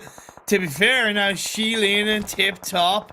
Sheilin doing a wonderful job pushing in from the edge, suppressing the members of Tip Top. Just 1 left on his own. 6 first aids on board. Curious if on this kind of circle, if any of these teams are looking for a heal strat. All Rejection Gaming might be looking to pull that out because Bobby is in the blue healing up. Conquer Romania, I've got to give them so much respect. I see the fight that they're looking to pull off. Getting the kills, trying to hover in between the balance of the kills and position, but it's going to be easier said than done on this phase 6 push. Fulkin goes down, Dino Boy is left on his own. Quattro Fakers taking advantage on the edge of the circle. They pick up a couple of kills. Another team taking advantage of Quattro Fakers. So it's the Noisy Boys. The Noisy Boys are uncontested right now. They have 4 players up. They're at 10 kills. They've created enough spacing for them to just take shots at everybody else, since everyone else is still fighting amongst each other. And that zone shift does favor the Noisy Boys heavily. We're down the last 6 teams. Qilin, another team with 4 players alive and in the zone. It's going to come down to the Noisy Boys and Qilin, and maybe Quattro Fakers with the 3 players if they can manage to find a way in safely. But it is not looking good for anyone else on the map right now. Well, I don't know how easy it is for Qilin to get third party from the Noisy Boys. That's one thing to kind of think about. It's not the easiest, of course, depends on where the circle shifts. Quattro Fakers can hover around the edge of the circle, even if it means they're technically taking away a spreading control of this current phase. Next one is about to pop up, and Tropic are still alive, to be fair. Give them credit. They've had a couple of kills on board. Sans looking to hold on to the sands of time in this final game of the day. Sorry, final Sanhok game for these 2 groups. Dino Boy has been able to make it in. Snaking on as I spoke too soon. The caster curse comes in, and Blade takes them out. Quattro Fakers pick up their 6th kill. Got 4 teams left. The 4th team, being All Rejection Gaming, is actually just med stratting out in the blue. So realistically, we only have these 3 teams on screen right now. Qilin trying to make a move into that zone. Their forward player gets knocked. And All Rejection, I think he's out of first ace. He might be able to come in and even take some shots at a Qilin player before... Nope. Nice try. Secured the placement. Top 4. Not too bad. But now we're down to the last 3 teams. To be fair, very important game for both Quattro Fakers, and I would low-key argue Qilin, to be fair. Quattro Fakers pushing on, focusing on the members of Qilin. This is really good. Focus on one fight at a time. Gets a knock with the Uzi. Knocked in return. He pushed on his own. Low-key paid the price. Blade behind. Going to be that second push. But now they're both going into the open loving arms of the Noisy Boys, who take down Quattro Fakers. And now they can pick up more kills. The final kills of the game. They're going to secure the chicken dinner. Your pick takes the game. And that is the Noisy Boys on top. The Noisy Boys, today is their day. They honestly also could have done better in that first game, but we'll put that aside because they came out busting in the Sanhok match. We saw they started the game off with already 5 kills extremely early on, and the circles worked in their favor. They had the confidence. They had the team synergy, the teamwork, and they made the spacing. They made it look so easy, keeping 4 up when everyone else was already getting picked to shreds. That was a very dominant performance by the Noisy Boys. Just controlled really well, to be fair. And you kind of said at the start of the day that the Noisy Boys could take advantage of this arguably weaker lobby and hoover up a lot more kills, a lot more placement points, and make it obviously a little bit more difficult for the teams tomorrow to overtake them in first place. Let's have a look at the match rankings of the second game of the day in Sanhok and see who fared off better. Of course, the Noisy Boys look good, but so did both Quattro Fakers and Qilin. Yeah, Quattro Fakers, that was a good win for them. They had 58 points coming in to this match, and they just racked up another 13. That puts them closer to the 19-point mark. All Rejection Gaming, they only had 1 kill point, but you saw that Medstrat pull through, and they secured a 4th place finish, giving them 8 placement points, 9 points for All Rejection Gaming. They were at 65, add up another 9. They're getting closer and closer to that 90-point. Exactly. And even Entropic, to be fair, 13 points for them. That puts them now, coming into this game, they were on 68 points with 13. That kind of leaves them at 81. That's obviously closer with 2 games to go. It's still, I don't know why, but I because of how kind of often Entropic have low-key choked in the past, with all due respect to them, I still have that little bit of 2 games to go. Can they get Slight 9 doubt, yeah. points? That kind of thing. Yeah, but hey, look, prove me wrong on Tropic. Third game, pull it out big. Let's move on to the second page if it's ready, so we can see the bottom half of this Sanhok game. A night target. Once again, not a good result. And Wild Alone said they were going to get 2 chicken dinners today. Well, we're 2 games down. We haven't seen it happen. New Generation, also not a good game for them. They were at 51 points. Tack on another 3. That's only 54 points. Tip Top, not too well, but they've already padded their points in the first 2 sets of games they play. Yeah, the Gangster X. I mean, everyone else here: Seven Sins, Dab, MF, Golden. It is pretty much just the door is closing on their face right now, and it is going darker and it is looking darker and darker for these guys as every bad game is not they need a good game every game, right? And so this one definitely not going their favor. Exactly, simple as that. They do. That's why I really give a lot of respect to Conquer Romania, because out of the teams I said needed all 4 games as really good results, they may not be getting the 15 to 20 points that they realistically need, but 10 points in game 1 for Conquer Romania, 9 points in game 2, they're certainly heading in that direction, and compared to the other teams, that allows them to stand out a lot more positively. They are doing better, but overall, points wise, they're still behind. A lot of teams are still behind in a lot of points, but starting off the first 2 games, getting some points, that is the right direction. Now, if they can just flip the switch to like an FTY or the Noisy Boys kind of show out, I mean, 2 games, if they get 20 points each game, maybe, just maybe. Exactly. But I don't know, man. A lot of these teams, we got to start counting them out for the finals. Of course. Well, we'll count out to a break, and when we come back, we'll be heading into game 3 onto the desert map of Miramar.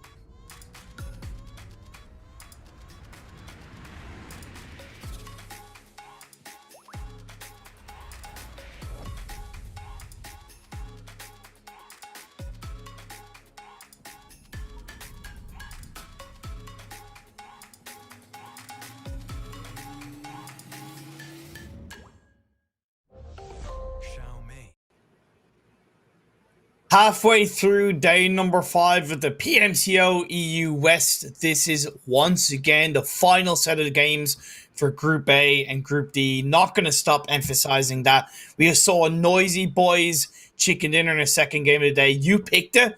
Gotta say, you got it right. Mm-hmm.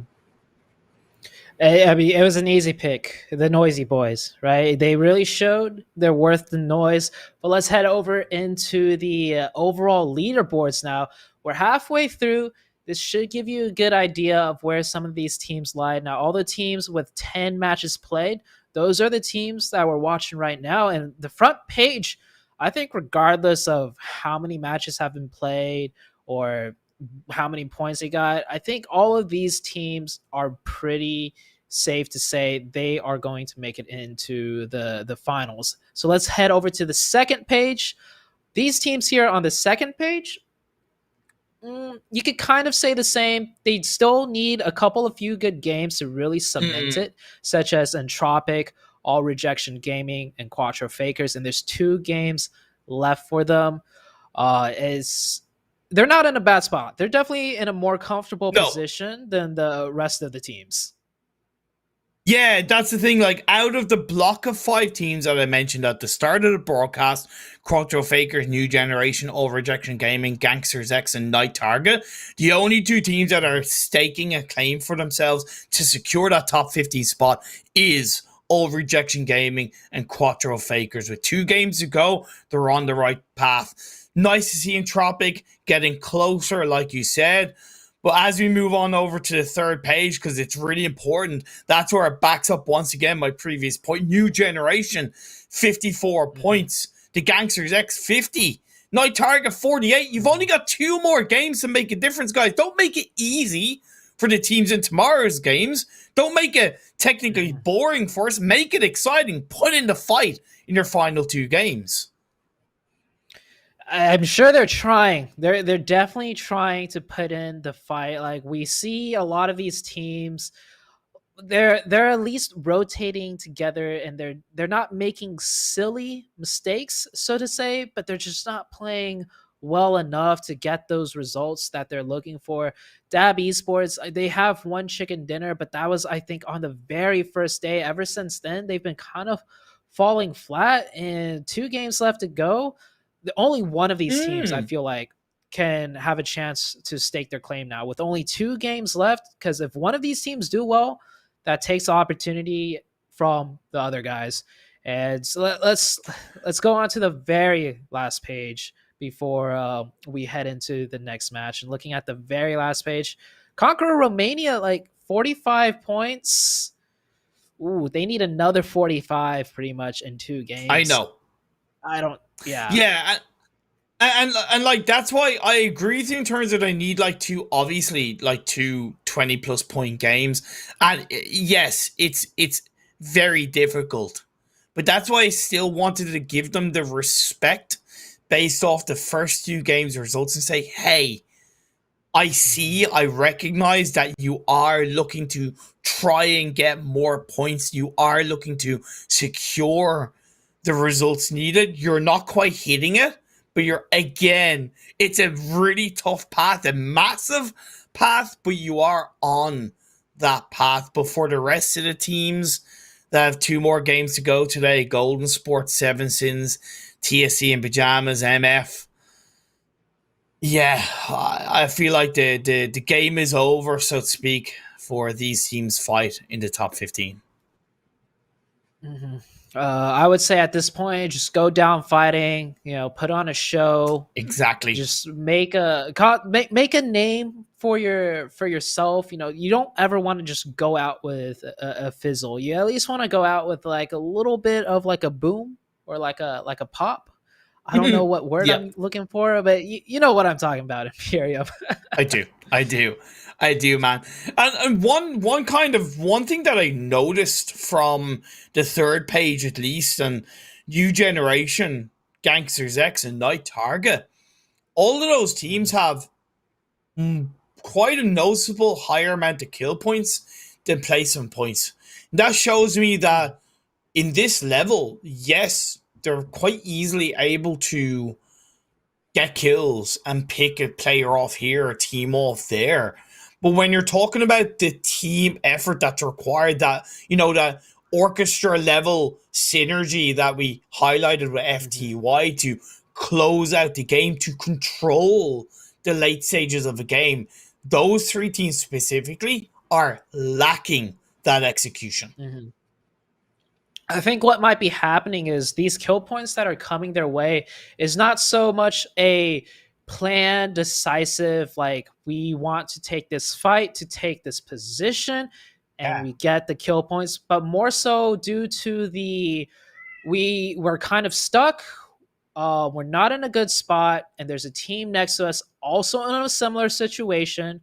So they pick up the kill points, but it's in such a bad position. It's such a bad fight to take that they can't get the placement points afterwards.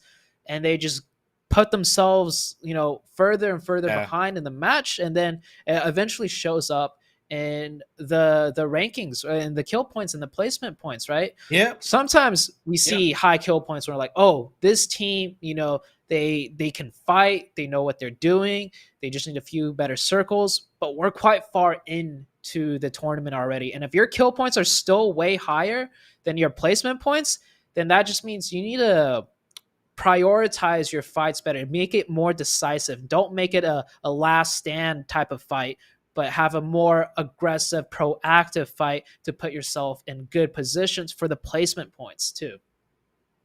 And I'm going to kind of use, even though we didn't see it on camera in the last game, but Night Target, they were Mm-hmm. quite close to the area of the Noisy Boys in, I think, phase 6. It was on the kind of mountain to the east of Right. Quarry. Now, I know Night Target went in there a little bit later than Noisy Boys, but in no way, shape, or form did they even get a kill onto one of the Noisy Boys players, Mm-hmm. right? They lost that fight and Mm-hmm. got wiped out like that, right? So you are dead right about prioritizing a little bit more on those team fights, a little bit more of that setup Mm-hmm. to take those team fights a little bit better for that late Yeah. game. So there's more to go. There's 2 more games left. We're heading over to Miramar. Before we go there, just to let you know that you yourself can enjoy a super fast and lag-free PUBG mobile experience on Xiaomi's powerful Redmi Note 10 5G, the fantastic sponsors of the PMCO EU West full split. For the laugh, for poops and giggles, third game of the day, your chicken dinner prediction. Except for the Uh, Noisy Boys. except for the honestly, with the way the lobby's looking, I would pick Noisy Boys again. Like just not No, you because no I no picked them no. last You're not game, but allowed like to. quite You're not allowed to. No, no, no. You're not allowed to. You're not allowed to. Sorry. okay. Then I'm just not gonna pick a team. I'm just not gonna pick a team then. Oh, oh, okay, okay. See, you know what? I have the cojones to pick a team. I'm gonna go for Quattro Fakers. Let's get into the playing path. Let's Okay. get in to this game. Miramar map is on your screens. It's on your way. The plane is flying over our screens. We have a little bit of a north plane path going from the Ladrillera area all the way to Campo Militar. Yeah, this playing path, the southeast side of the map, not very easily reachable. This type of playing path will definitely impact the course of the game, especially depending on where the first circle pops up. And before the match starts, I just got to say, Agon, if you're watching this back, you better not let me down because I decided not to even pick a team outside of the Noisy Boys for this chicken dinner. I see how it is. Zute simping the Noisy Boys. I feel it. I feel it. I can recognize. As a simp myself, I can appreciate it. I can appreciate it. Last fight gonna drop in El Pozo to themselves. Curious if anybody is gonna go to Picado. We highlighted how, of course, Mega Power Mhm. have that compound when they're playing in the lobby. They're not playing in this one. Quattro Faker's gonna go to Valdemar region. A few teams heading towards that kind of southern part of the map between them, Tip Top, and I believe Entropic. I think I see two teams going for Hacienda right now between TSC and Pajamas, and that does look like Quattro. The Quattro's Mm. doing somewhat of a split, though. TSC looks like they're just stacking it. And elsewhere on the map, we have two teams also dropping in Cruz de Vale. So this playing path causing some early altercations potentially. Yeah. We'll have to take a look in the next few minutes if any of these fights actually break out. Very, very important fight for Night Target. I can't stress that enough. If they do clash up against Seven Sins, they either make the decision to take the full-on fight or disengage away. And the same could be said for these two teams in Power Crew, the Gangsters X Esports. Remember yesterday's game where the Gangsters X were able to take advantage of a team that had a split drop in this area? Well, this game, it's definitely a lot different. 3 of the Dab Esports are in this area, so it's going to be a little bit trickier for the Gangsters X to get that control. It's Conquerors Romania, unfortunately, losing a player early on. TSC saw the split that that Conquer Romania was doing. They saw the 2-2 to the south, 2-2 to the north. So they looted up very quickly and are pressing that man advantage. They already picked up 1. They should have the info that a second parachute was in the sky, so there should be 1 more, but it looks like TSC... Oh, okay, TSC is not backing off. TSC is actually setting up to clear out the rest of their south side.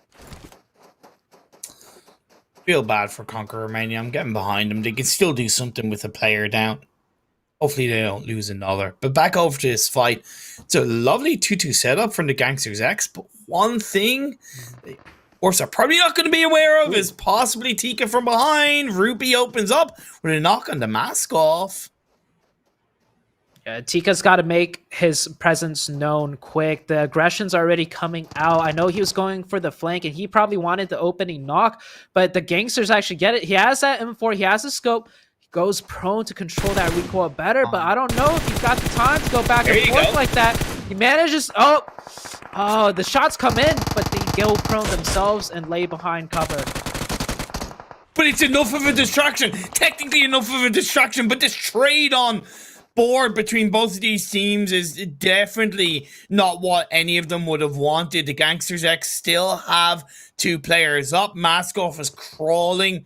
Sad also maybe going for the revive, but Tika has to, of course, slow down the other 2 players of Gangsters X. It's starting to be done. Bad Boy moving around, and like I said, this fight is so important for both of these teams. Every casualty, every player, every play, every movement counts, and without a scope, Bad Boy gets the shots off to Tika. Tika is trying to wrap a little bit further around, using the low ground outside of Power Grid to move around and maybe join up with the rest of his team. Again, that distraction has allowed the rest of Dab to get the revives off, so they're down as a 3, and Bad Boy, he's committing to this 1v1. Ballsy, but I don't agree with it. I think Bad Boy's trying to make a play happen for his team. He knows they're kind of in a tough spot, so if he can isolate this 1-1 and win it, it'd be huge. Okay. It gets him the off angle. Bad Boy, no vest, by the way, managing to win that fight, and now the fight has reset into a 3v3, and they have the angle advantage from Bad Boy. But these 2 players of the Gangster S, they need to slow it down just a little bit for Bad Boy to come back into the fight. Taking too many... Oh, but it's a trade. It's a 1-for-1 trade. We're back to a 2v2 situation. No, yes it is indeed. Sad mask off. Mad kill on the sliver. Ralph on board. Needs to wait for his teammate Bad Boy to come alive. Bad boys, what you gonna do? What you gonna do when they come for you? Well, they're gonna come in and shoot you on board with a UMP. He's saving the day. He went for the solo, pushed on the Tika. He got it done. He turned back around, headed towards Power Grid, and got the second knock on the mask off. He's now pulling off a revive on the Chacha OP. Mad Killers around it. He's going to get revived. Of course, the players from Dab have probably gotten the revives off a little bit quicker, but both of these teams are broken. They're beaten. They're scarred. A lack of utility, a lack of healing. The third-person perspective for Sobos. He's going to commit to the outside. Pays the price. Walks into the bullet to Chacha OP. Oh, Slabos. I'm usually not harsh on stream, but that was a throw. I don't know what that player was thinking, hopping straight out of a window into multiple angles of the enemy lines of sight. That's completely through the fight. And you see the last player of Mask Off, he recognizes this and he's going to back off. But kudos to Bad Boy, clutching that 1v1 with no vest at a disadvantage, going for the push, and then clutching the trade to reset the fight. Bad Boy, definitely the MVP of this fight for the Gangsters X. Said it was a very important fight for both of these teams. The Gangsters X were not looking the best. They needed all of these points. Now, let's be fair.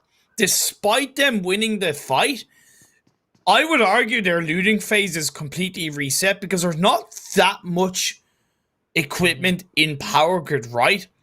And because that fight was quite elongated, pretty much all of the healing that both teams would have had were most likely used. So really, they need to go back to square one, think about the fact that they, of course, will have to start looting again and maybe play a little bit more on the edge of these first couple of circles at least.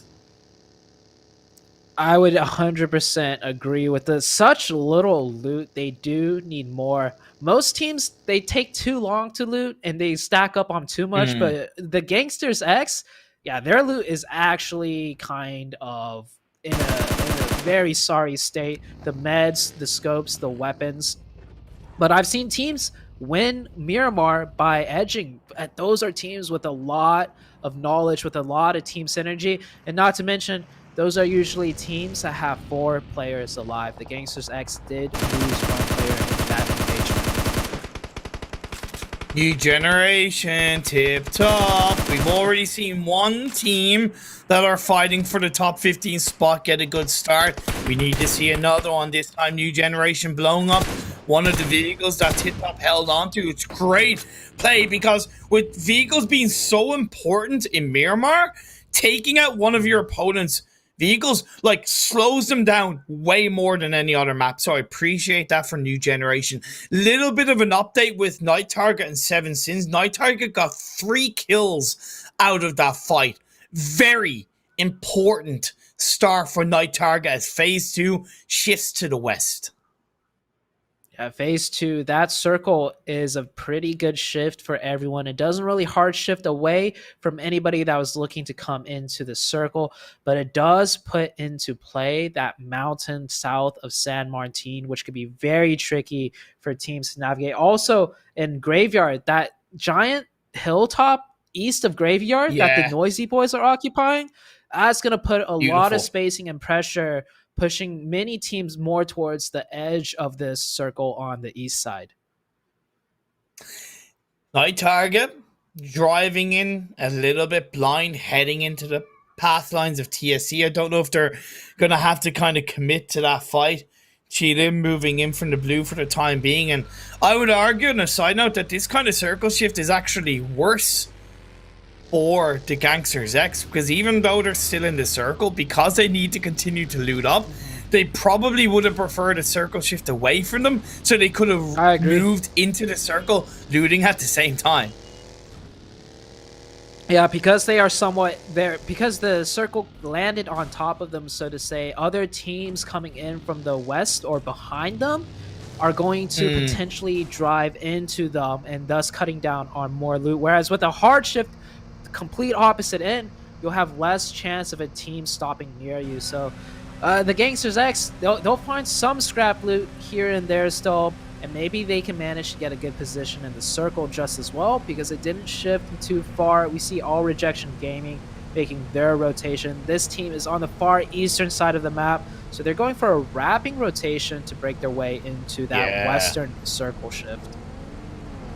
And I find it weird that they're wrapping south of Impala. I would have preferred an entrance via the Junkyard Hills. I don't know what your thoughts are on that, because I think the high ground between Junkyard and Minas would allow them to have, you know, moved in a little bit, not necessarily slower, but step by step, and use the high ground to get a little bit more information. Whereas coming in from the south of Impala, I don't know if there's as much of an advantage.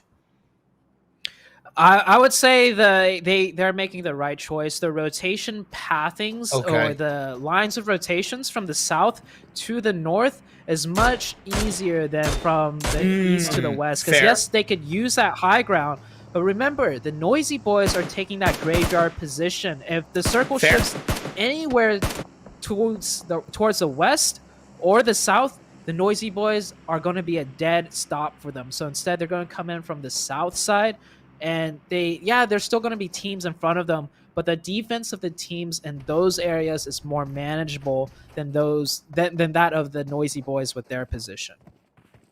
And, to kind of, because I totally agree with that, and it cancels out my point of view, and to even bring in something that I will always remember from when we cast the PMCO NA, the exit potential and the exit viability of the next circle is, I think, a little bit easier from the south side. So, I think that's really well played from you. And as it happens, it shifts down south, and all Rejection Gaming, they made the right choice. Indeed. And you can even theorize if the circle shift elsewhere. You could see how they could wrap back to the south to go to the west, or wrap back to the east to go to the north, so to say. And they could also cut in, whereas if they stayed north of Minas and they had to move past the noisy boys, that's a really difficult one to make. But that's just one rotation. So many other teams thinking the same, thinking about their rotation. How are they going to navigate this one as another? Wow, he hit. Oh, dude, he just hit 2 shots with that AK-6X, getting that player down to 50 HP. No knock, though, but great shots nonetheless. Just a committed rotation, although they do stop to take shots towards TSC and Pajamas, and that's where maybe reacting to the circle shift a little bit quicker can benefit a team. She didn't react to that circle shift so quickly that they were in TSC and Pajamas position pretty much before TSC started moving, and that's really positive for Sheilin, just to point that out. It's so valuable to react to the circle shifts a little bit more effectively, and they're opting to wrap around the mountains of Minas Gerais as the Gangsters X are going to pick off the last player of DAB Esports. Another kill on board. They know what they need to do. They know what they've lost in the first 2 games of Gangsters X, and they are not going to let it happen again. They're going to turn their tides around. They trade a kill point for some more loot because they were under looted, but they lost their only car. They blew up their car in the process, and you can see it already. Cha-Cha instantly trying to find another vehicle. I'd be surprised if that buggy has all 4 wheels intact. I know at least in PMPL, teams love just blowing out buggy wheels as they are rotating, leaving nothing for other teams to use. So maybe that buggy has 4 wheels. We'll never know, but MF Esports rotating in onto the Northeast, another team that really needs a big game. We don't know if they're going to be... I don't think they're going to be able to pull this one off, because that spot right now, not much sight lines to control rotations, and they are on the edge. Also, low-key put them out of running because they're on 41 points and they haven't had a good start to final set of games. I don't mind the rotation they pulled off, by the way. Similar to TSC, it was overall a little bit safer. Gave up maybe information for a little bit of safety. That trade is always going to be there, but I think it made sense for those 2 types of teams. New generation, of course, going to start to be put under a little bit more pressure because their part of the map is now continuing to be inside the circle. Last fight, Night Target, all going to be looking in their direction. Then you're going to add the teams that are outside the circle, such as the Noisy Boys, Quattro Fakers. Tough, but it's possible. Yeah, it's going to be tough for a lot of these teams, including the team that's got in the circle, New Generation. They're going to have so many teams surrounding them. They just got to really plant down their defense and put enough pressure to force the other teams to fight each other. All Rejection Gaming, they have the very edge of zone. The next circle, though, they got to move out, and they're pressing these teams away, which is very good to see. There is one compound in this phase 4 circle that's unoccupied, but it's not a good compound because it's at kind of the bottom of a pretty Mhm. big dip, and it's very flat around us. So if you commit yourself to that compound, you are committing it for the whole game. And phase 4, you don't really want to do that. You want to allow a little bit of viability in your rotation for the next phase. Conquer Romania onto Gangsters X is good. MF onto Quattro Fakers, but Quattro Fakers have the backline support, and that's pretty good stuff from them. And taking some shots at Quattro, though. I think Quattro moved a little bit too far ahead too early on. And of course, if they can survive this onslaught, they have the circle and they can force the blue to press onto MF. But one of Quattro already goes down. And the mini with the 8x, those shots must hit. It does not connect. The blue zone is closing. Quattro down to 2 players, but at least they are both in the zone. Just third parties, to be fair. Shilin, I believe, kind of picked up that kill, the knock onto the player of Quattro Fakers. That's going to benefit MF, who are going to be able to move in via that compound and get closer to the edge of the circle. Yes, there still is 2 players of Quattro Fakers there to somewhat gatekeep them, but that defense is noticeably weaker. All Rejection Gaming holding on to that edge of circle position as well. We see 7 Sins in the feed on board. MF opting to go for a possibly different path, moving to the northeastern edge, and Conquer Romania, fortunately, being on the wrong end of the stick against 7 Sins. I like that pre-nade attempt by Blade, but it does not connect. Now MF, they got 1 player in the circle, so they have a foothold. That grenade, though, is huge. Quattro just down to 1. I don't know if MF have kept track of the kill feed, but they should know this Quattro team is extremely weak, and they have a really good opportunity to take this. Chilan coming on the backside of the Noisy Boys, putting some damage and hurt onto them, as the Noisy Boys, I think they're forced stuck into a shack right now. Down goes Quattro Fakers, not the result they wanted, not the result they needed. More importantly, new generation as well, pushing back the Noisy Boys, the Albanian side who've looked so good in the first 2 games, pinched in between 2 teams. Chilean looking very strong on the northeastern edge of the circle. New generation have opted to go for a bit more of a committed northern side position, but it shifts back over to the west. Tip Top are going to benefit from that. Golden Sport close, but no cigar inside this circle. Last fight, they hold onto the northern edge. Do you remember when New Generation took out Tip Top's vehicle way early on and you complimented it? Yeah. Well, on Tip Top, they never needed that vehicle. They got the zone every bit of the way, but these 2 teams, or should I say these 3 teams, did not get the zone, and you can see them scrambling to make their way in, or at least prioritize some kill points. Shilin down to 2 players. They could be getting the revive, but the circle's already closing in 10 seconds, Imperium. Oh, the Gangsters X go down as well. No, not what they want. And I gotta give credit to the Noisy Boys, although they have a player going down now. I think they were doing a great job of really, handling the fact that they had all 4 players in one area by at least synergizing on their shots and synergizing and making the most of a bit of a tough situation being pinched in between 2 teams. The turnaround might be there, plus MF are opting to kind of ignore the Noisy Boys and play for their edge of circle position. Grenades are flying a mini red zone, encroaching, and that's going to be the end of Shilin. The Noisy Boys take advantage of that, and the revive on the Beg for Mercy will keep them up as a trio. Beautiful grenade, but can the Noisy Boys take another fight with only 3 players and very short on time? Tropic, great opening. They still have so far to go into the circle. Then they got multiple teams to press through. George Sands as a duo. Only Bobby in front of them, but yeah, Golden Sport kind of gatekeeping them as well as Tip Top. Pushing back Gold and 4 teams in one area. Not going to be easy for any of them. Lots of smoke's going to be laid out to try and create a bit of a wall.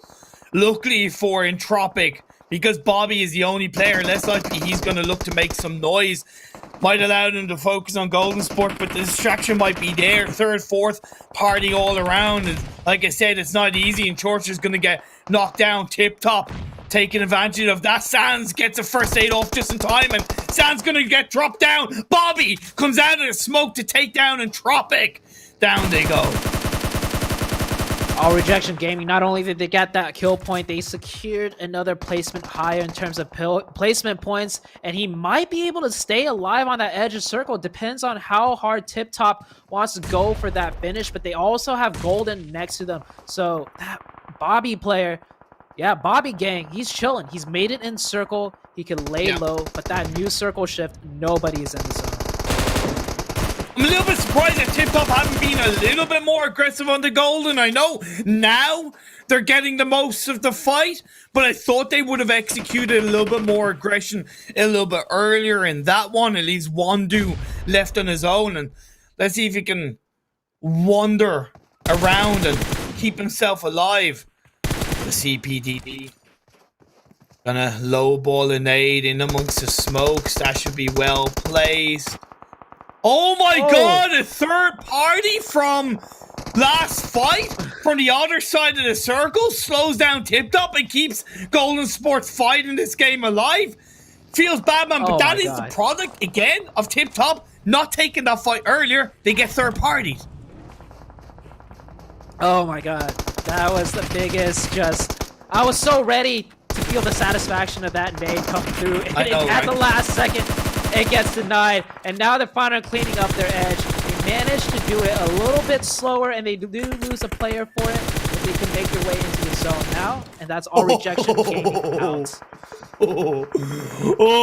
New generation blind, just trying to dance around the bullets. He is inside the circle while his two teammates are on the outside. The Noisy Boys, by the way, went out earlier. MF, third and second last game for them.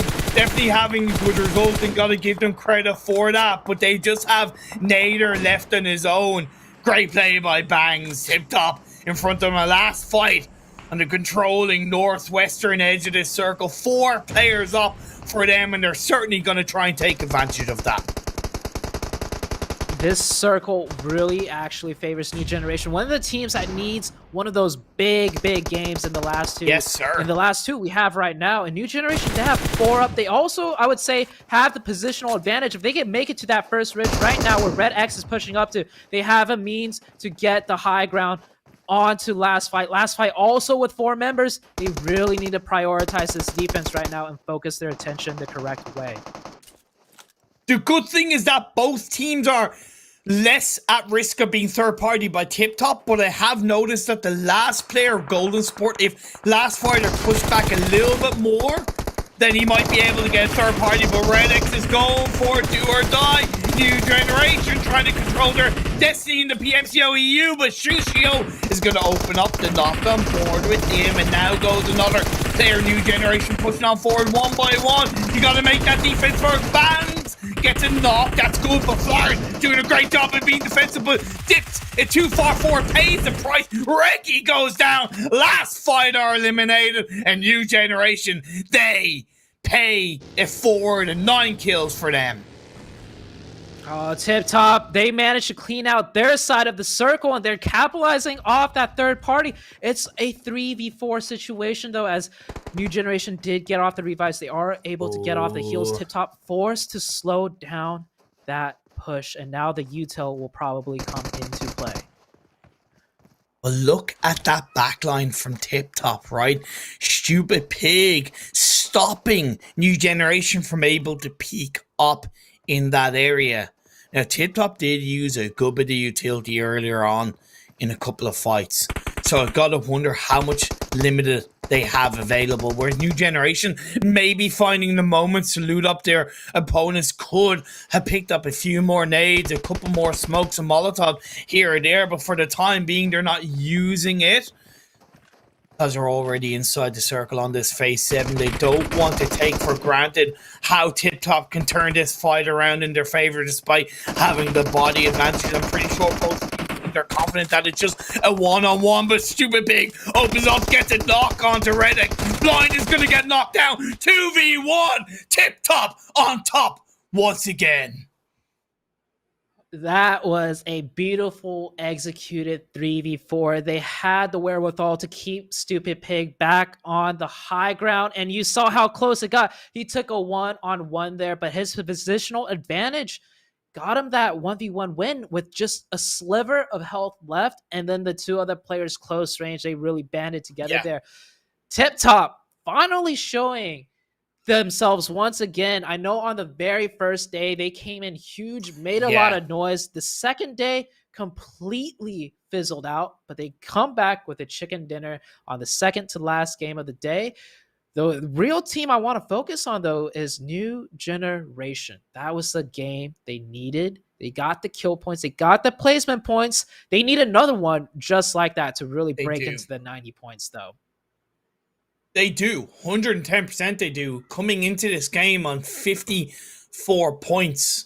I think they had 9 kills with that second place. That's definitely not going to be a bad thing. Let's move into the match rankings. Less speculation. We'll have more core idea on how these teams did. Like you said, New Generation really looking good. 21 points in that game.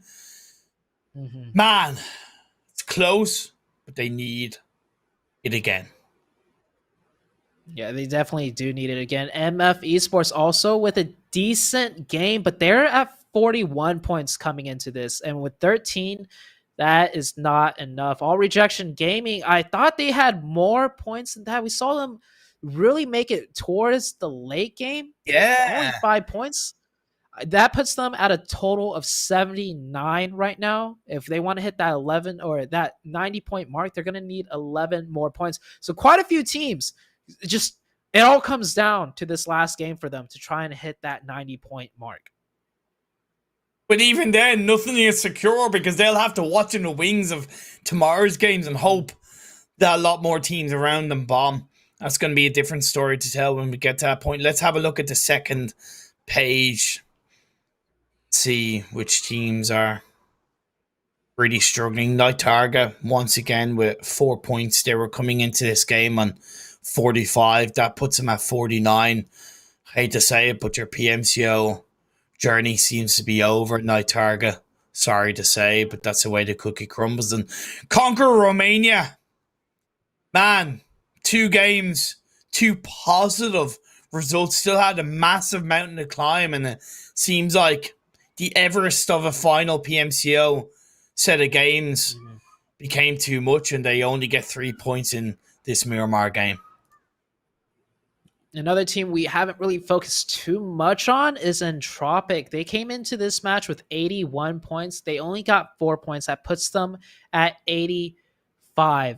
I know they only need 5 points more, but the pressure is on for them to this is going to be their last game. And I would almost argue when you're so close to getting the points you need and there's only 1 game left, that could really throw off certain teams if their nerves are not calm. If they panic a little bit too much or have too much adrenaline and make a hasty decision, it can really backfire. And I mean, you see it here, 9th place to 16th. The most amount of points a team has got from 9th to 16th is 4 points. And that could easily be Entropic in the next match just as well. Quattro Fakers as well. Coming into this game with 71 points, and they get 0, zilch, nada, nothing from that game. 1 more game to go. I would argue they need a chicken dinner. They need a chicken dinner because 15 points isn't even going to put them at 90 points. So they need a chicken dinner, and I would argue 10 plus points. That's how massive of a game they need, because again, the question is, not only do you have the teams around Quattro Fakers that are looking to secure that 90 plus point stranglehold that we're looking at, but again, the teams tomorrow. So that's the thing, it's about that cushion, and Quattro Fakers right now, that cushion is at a minus. They need to turn that cushion into a bed bath and beyond, for God's sake. We'll have to wait and see if they can pull that off. Let's go for another break, and we'll see you guys very soon for the final game of day number 5.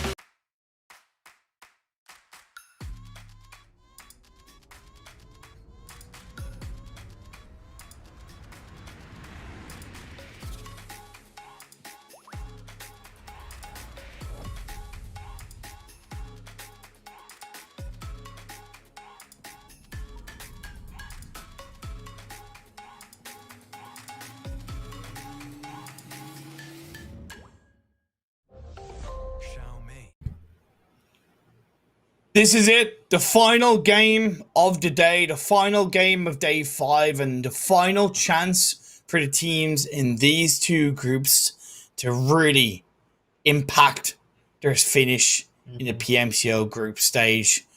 To be fair, Zute, there's not too many teams that we are really looking at. Teams have failed, Yeah. teams have faltered today. Fights haven't been as decisive, but the chances are still there. There's at least a couple of teams to keep an eye out for this match in terms of if they can make it to that late game, if they could rack up the kill points along the way too. Yeah. That's going to definitely come into play. And we keep talking about this 90-point mark. Don't forget, this 90 point is a rough estimate, and I have a strong feeling all the way from like top 15 makes it, right? But I feel like from 12th place at the end, when everything is said and done, I feel like from 12th place to like 17th place, it's going to be like 3 points difference between 12th to 17th. So if you're in there with the 90, you are by no means safe whatsoever. So let's head into the leaderboards. Let's see where these teams stand points wise, and we can have a better idea of what is going on. Of course, hey, look, credit to the Noisy Boys have had a chicken dinner today and 148 points. It's right now, with one more game to go, a massive result would definitely make it a lot more difficult for the likes of FTY and Tip Top to obviously overtake them tomorrow. That's a different story. But I want to put a little bit of focus before we move on to the second page with Shilin. 92 points, because like you said, that 90-point kind of cutoff that we're looking at is only a rough estimate. I've seen other PMCOs where the cutoff has been 92, 94, 95. So they still need a pretty good result. But this second page, this is where the stories are going to end for a few of these teams. And Tropic right now leading the pack as far as the second page goes. Tropic with 85, that's a 6-point lead on All Rejection Gaming. And when every single points matter, and Tropic has a nice little small head start, but it doesn't really matter. It just comes down to if you have the big game or not in the very final game. That goes for Entropic, All Rejection, New Generation, and I would even say if you could really have a huge game, Quattro Fakers could still have a fighting chance for the finals too. Yeah, 100%. I definitely have to put Quattro Fakers in there, to be fair. Let's move on to the third page. It starts to get a little bit more dire in this third page. Dab, MF, the Gangsters X. I low-key want to say that if Dab get like a gigantic The Noisy Boys level result of like 34, 35 points, yeah. But with their average points per game coming into this, how likely is it really to happen? Yeah, you can almost the other thing you need to consider, right? When you look at Dab, MF, the teams with 11 matches played, let's say they get their points, right? They get a big show out. Look at the teams around them. Rex, Team Kingsman, Red Moon, also with only 8 matches played. And they're ahead of them right now with only 8 matches played. So let's say one of them tomorrow out of the 4 games gets one good one. That pretty much nullifies the last game that they're able to play today. So this competition right now with this format, you're not just competing against the players in the lobby. You're literally competing against teams not playing. So you have to go one step beyond and do even more exceptionally well. So Dab, MF, the Gangster, just take it one game at a time. This being your last game, just do your best. It's looking grim, but don't think too hard on the point calculations because, I mean, a good result is still a good result when it comes to the very last game. To channel my inner Maxman, they have to go Super Saiyan mode in this final game of the day. Let's move on to the last page where, being straight up honest, it's all and done for these teams, but they do still have a bit of a chance to have an impact. And again, credit to all these teams for being in this PMCO group stage and for giving it all they have. I have a lot of respect for that. But Conquer Romania, TSC, Golden Sport, Seven Sins. Yeah, feels bad, man. Mm-hmm.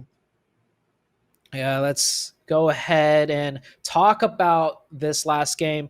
Who to watch out for, and just I don't know. The environment is definitely different when teams are playing the very last game of a qualification series. The nerves are there. Teams are on edge. The teams I'm looking at in specific, right, would be All Rejection, New Generation, and Quattro Fakers. The teams that really need a good last game. Okay. I think at least one of those three, we might see them choke and make a major blunder in this final match. If this says anything, and I'm inclined to say it doesn't, but I always like to provide this kind of information coming into this kind of game. New Generation once again have 8 points per game in Erangel, at least coming into today's games. Tip top, should I say, the Noisy Boys, they're 15.75, but that's a different kind of story. However, a 15-point game would definitely not be a bad thing for them. So that context is for sure helpful, but it might not be the bigger picture. The bigger picture, though, the fantastic sponsors of this PMCO EUS, Xiaomi, can enjoy a super fast and lag-free PUBG Mobile experience on Xiaomi's powerful Redmi Note 10 5G. It's 30 minutes of intensity ahead of us. Like I said, stories will end for some of these teams. There might be heartbreak. There could be sliver of hopes. But at the end of the day, it's up to every single one of these teams to control their result, control their destiny as much as possible. I agree. Make the best of it. You came this far. Why give up now? You got just one game left. Give it your all, and let's head into the very last game. Let's see what these teams got. This is going to be the very last game you see from Groups A and D. Lane path is on your screens. Let's get this show on the road now. Unlike game one of today, where we had a very nice diagonal plane path, it's quite a tricky southern plane path going from around the Quarry region to Novo. I'm hoping that results in a bit of an opposite of game one, where it's an awkward plane path and a solid phase one circle, but it's never something you can presume. Or we might just get another military circle. Very low chance, though. I think the only circle we haven't really... There's two circles we have yet to really see on Erangel that are like those crazy ones. The one that ends on Mount Everest, and then like a Stauber circle, right? Like those are the two we haven't seen yet. Fingers crossed. Maybe we'll get one of those tricky ones, but... I want to see a Pachinki finish. Oh, okay, yeah. Talk about finish. We already have a start to a fight happening out in Primorsk. We got two teams there. Quattro Fakers, one of the teams that needs that huge game. They're going to be in an engagement with Golden. I'm curious to see if they're actually going to commit to that. Wait, we have three teams here. Whoa! Sorry, hold teams? That thought. It's MF, Quattro, and Golden. Last game madness is on your screen right now. Blade only has a shotgun, a sliver of health. He's going to get knocked down. However, Godlike is able to return that knock onto Cubista. MF only starting as a trio, so that puts him a little bit more in the back foot compared to Quattro Fakers. Just two players left up, and this duo is working in tandem. Really nicely played with one in the building, one outside the building. Gustik goes down. Golden Sport, will they be alerted to those shots and look to try and third party? If they do, because of the distance and the way both of these teams have moved, they might not be able to take advantage of that, right? Because both of these teams are now moving away from Golden Sport. But a very important turnaround for Quattro Fakers, not only picking up 2 kills, but not suffering any casualties. Golden Sport, I think they missed out on an opportunity right there. In my opinion. no. Oh, wait, hold that thought. As the last player of so he only just got a knock, but what makes that knock so important is that Golden is still pressing in. Like, yeah, this player he's not going to get the thirst, but it's the Golden Sport team coming from behind that Quattro really has to be wary of. I did notice on the kill feed, by the way, the Gangster Zex getting a kill on one of the Shilin players. Again, I'm not going to, like, presume that this is an easy qualification for Shilin with them being on 92 points. So them losing a player early on, you know, adds a little bit of uncertainty to the result. You know, and Golden Sport recognizing that this fight is kind of elongated and they move closer. Quattro Faker, despite getting the revives, they've allowed that push to come on through. Blade is knocked down. Godlike behind the wall, has nowhere to run, nowhere to hide. And less likely he's going to get the revive, but with a bit of smoke, that space might be created. One of the Golden players is looking to maybe edge up onto the hillside, which could be a pretty good flank. Golden, I like that they're trying to take advantage of this third party, but I feel like they could have done this much earlier, at least send one, and then the angles they're taking, they could easily have flanked one way earlier on, and it would be huge, but they're pressing in directly, and they have the meds and the weapons to win this fight, but can they do it? Well, you mentioned meds. I can only imagine how much limited meds is on the hands of Quattro Fakers, and you can kind of see it right now. Blade has no health. Either does Christie. Not a bandage on board, not an energy drink there to sustain himself any higher. And nice play by Golden Sport to go for that flank around. A side angle by one of the players can be a really fantastic blanket onto Quattro Fakers. Yeah, I do expect the next knock to come out from Sam if he just moves up a little bit more. They are aware, though. Blade hears the footsteps across the roadside, so they do know that player's position, but it does not change the fact Quattro's not in a good spot.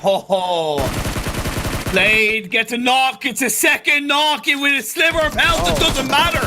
Do or die, it's now or never. It doesn't matter. And it killed a squad-wide Blade with a balance of health. Got the push, and Quattro Faker 6 kills keeps their PMCO final spot hopes alive. That was absolutely huge for Quattro. Golden, they were kind of out of it, so it really came down to Quattro winning this, and they do. That does impact the potential for Quattro Fakers to move on to the PMCO finals. Now, they dropped in Primorsk.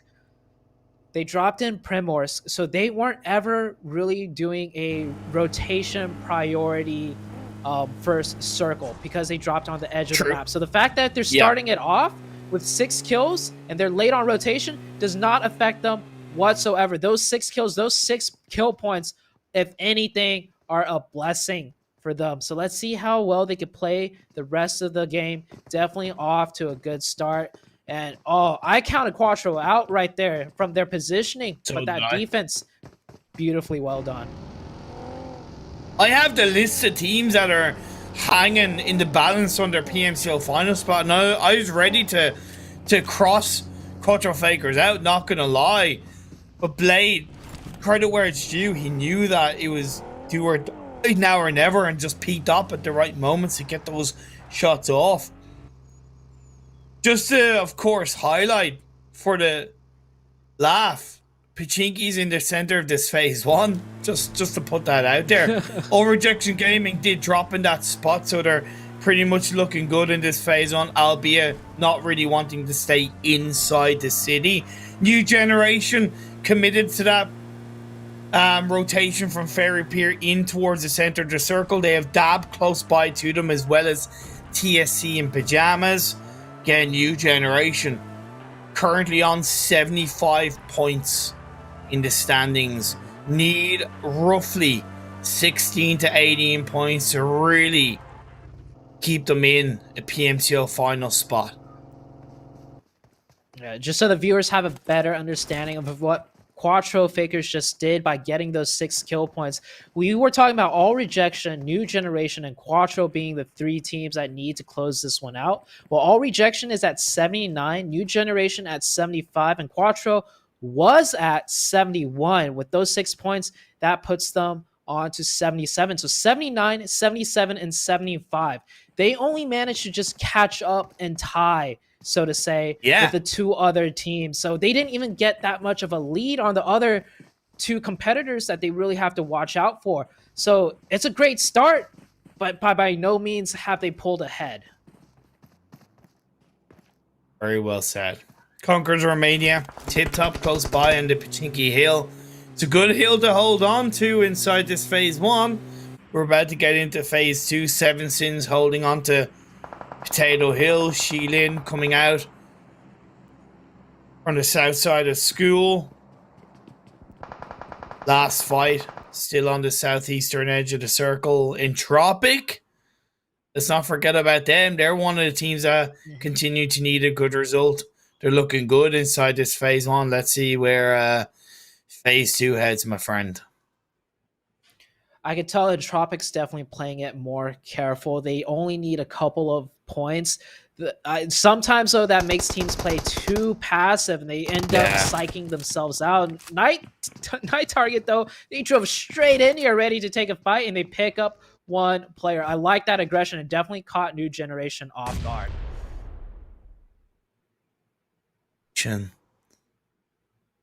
New Generation.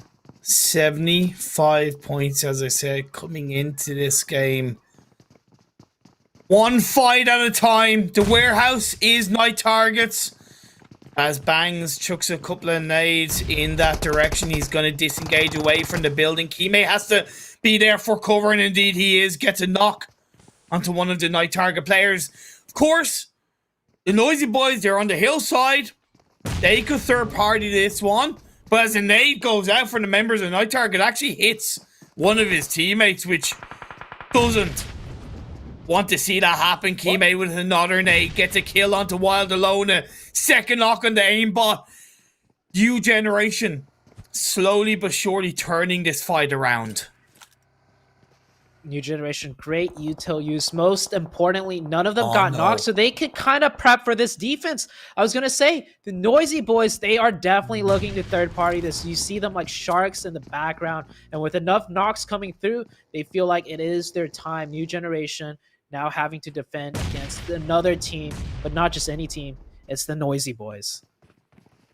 I don't know how Beg for Mercy got put down to such little health. I can't help but feel it was his own nade, to be perfectly honest.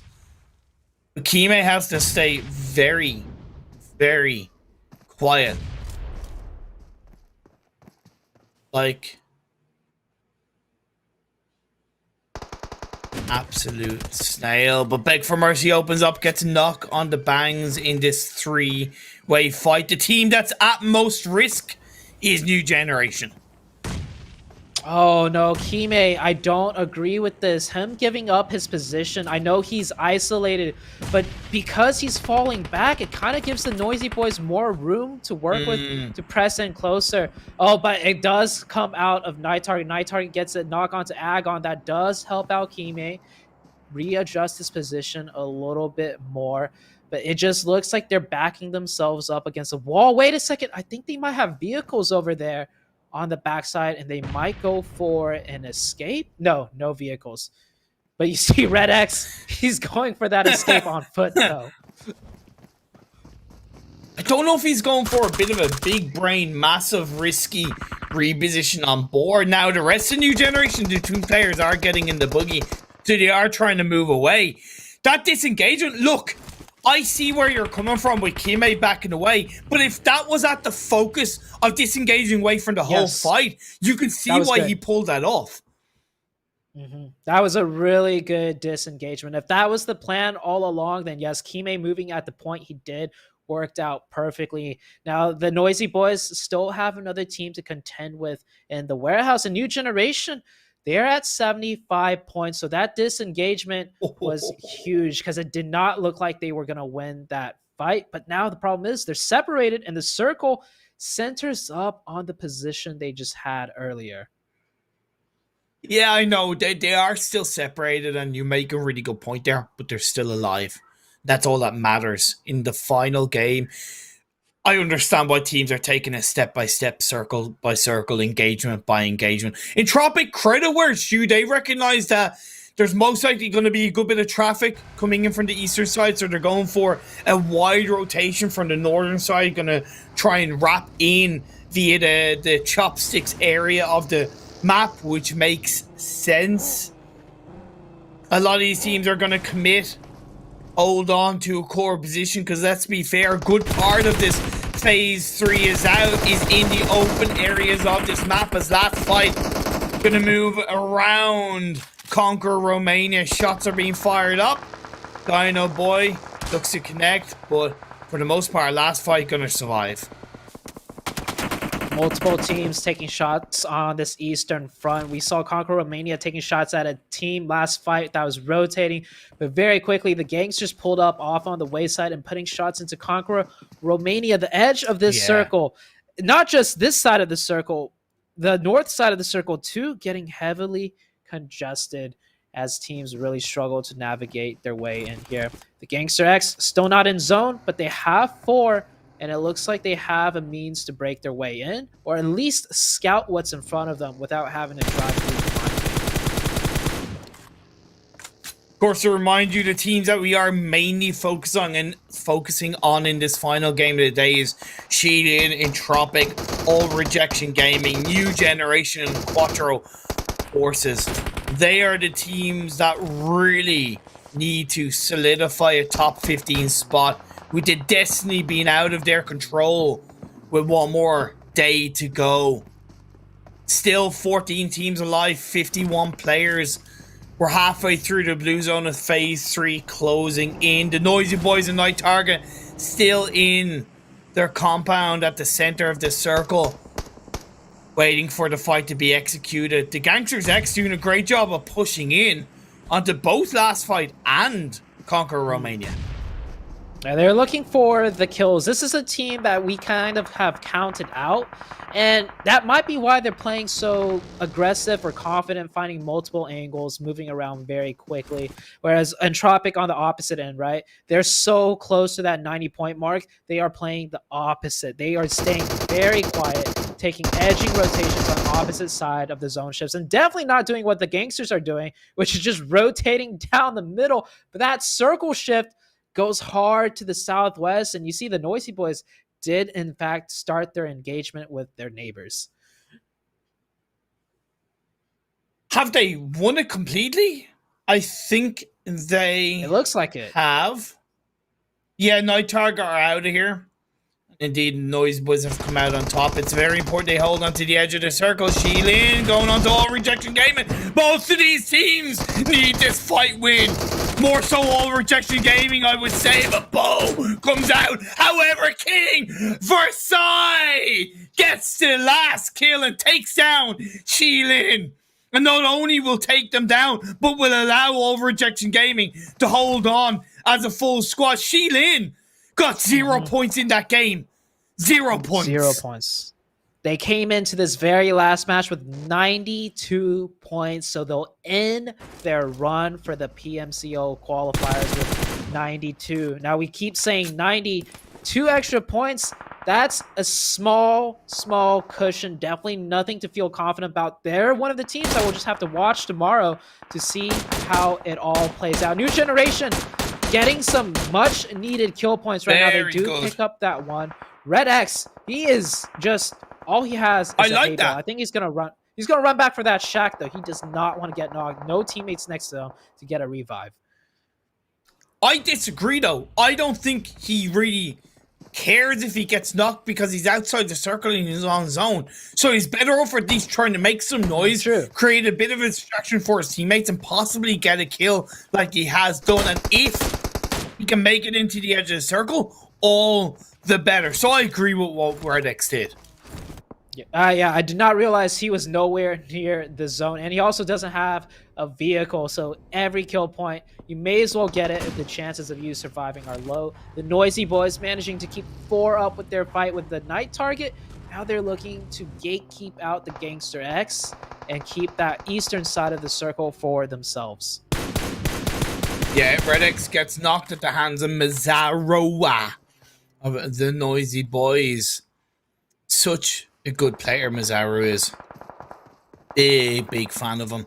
Ever since I saw him first play for Destiny in the lead up to PMPL, been on my radar. But now the Gangsters X looking to encroach onto the Noisy Boys space in the southeastern edge of the circle. 7 Sins! Team that look to push both, could look to push both these teams back. It's going to be easier said than done as Ruby gets a knock into the Judy. Really great knock. The Noisy Boys faltering just a little bit. The angles and sight lines a little bit too much for them to deal with as 7 Sins also looking their way. And this watchtower gives them the height advantage to peer down just enough to see the tip tops of the Noisy Boys' heads. Entropic have the western side of the circle. Lovely rotations they pulled off so far in this game. Quattro Fakers on the south side. You can see it on our screens as we head into the next circle. New Generation, the duo, is in the center in the open fields. Do or die. The circle shifts in their direction. Now the compound held onto by TSC in pajamas is in the circle. But I would say Entropic, they have the best position in this phase because it's high ground, is less likely to be crashed upon, and they can pick off players left and right. This game is a prime example of how wrapping rotations could really play in your favor. And Entropic haven't engaged in a single team fight yet, and we saw them on the edge of the map constantly. And now that edge shift towards the northwest comes out huge. And Quattro, oh, this is not good for Quattro. No, it is good for Quattro because despite them being separated, where one player got knocked, they have the backline support. Godlike is going to get revived up. And guess what? They're on 9 kills already. This is the kind of game they needed. Looking for their 10th, can't quite hit it. Oh, that was almost 10th. I didn't know what a good split they had on that defense. It just looked like a player was caught out at the rock, but still, they got more to go. They're not in the zone yet. They want this kill point. I agree with this. Go for that kill point. It's a 3v1 situation. Just don't get knocked. There you go! Oh, the play zone, though. Oh, no. 2 of them got knocked. It's okay. He's on his own. Oh, no, but they made some noise and... Down he goes. That's going to be the end, I believe, of Quattro Fakers, if I'm not mistaken. Yes, indeed. Yeah. But they got 10 kills. They finished up in 9th. They got 11 points. I don't think it's been enough. I gotta give them credit for them in terms of the effort. But now, New Generation, their hatch is being crashed upon by 7 Sins. They're going to be taken out with third parties in their direction. New Generation are able to breathe a sigh of relief. New Generation down to 2 players, just stuck in a shack right now. And then All Rejection Gaming edging in on the northeast. Not much cover, but they're managing to keep 3 of their players up. It's looking pretty dire, though, for All Rejection Gaming. Well, yes and no. I would say it's looking worse for New Generation simply because of the fact that the Noisy Boys have pushed in. And New Generation know that they can't really have both players in the shack, but they're being pinched so heavily from all directions that they kind of have to. You can see they're trying to stay separated. One player from the Noisy Boys gets knocked. That's very good for New Generation's stranglehold and for their space. The circle shifts over to the east. The Shack of Dreams for New Generation is still in the circle. 100%. Just barely in the edge of that circle. All Rejection Gaming, though, I think they still have vehicles, so that might be a push, but that knock really slows everything down. The Noisy Boys got that reset. Oh, no. Banks, he sees the risk. If he misses with that Molotov, they are cooked. in that shack by the Noisy Boys. Mazzaro, you talked about him. He is hitting the nades.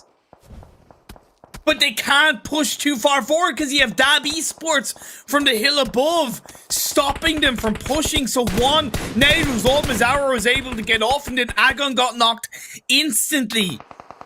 The blue zone's closing in on this phase 6. Mazzaro is going for the revive, but I don't think it's really worth it. TSC and Pajamas are slowing Dab Esports down. That could allow the Noisy Boys to push forward. They have a vehicle. I don't know how much they want to push it. All Rejection Gaming. Bobby Gang is left on his own. He has to move out. He has to move in. He doesn't know what he's able to do as the last lone survivor. 6 teams left up. 16 players. Now Mazzaro has given the opening to push on in. It's 1v2. We saw what Mazzaro can do in the PMPL Spring Split. Can he clutch it up against New Generation and end the dreams of this side inside the shack, looking to keep their PMCO final spot alive? A third party will do wonders as Mazzaro is on a sliver of health. Third party element is doing everything for New Generation. Another kill. Down goes the Noisy Boys. Down goes All Rejection Gaming. And New Generation, their game is still alive. This is an intense final circle for New Generation. And Tropic also still in the game with only 2. They're deciding to keep playing quiet and laying low. Dab Esports, they're forced to come down now. But they might just get that revive. Unless the Forest pops off these double knocks. It does not hit the shots, unfortunately.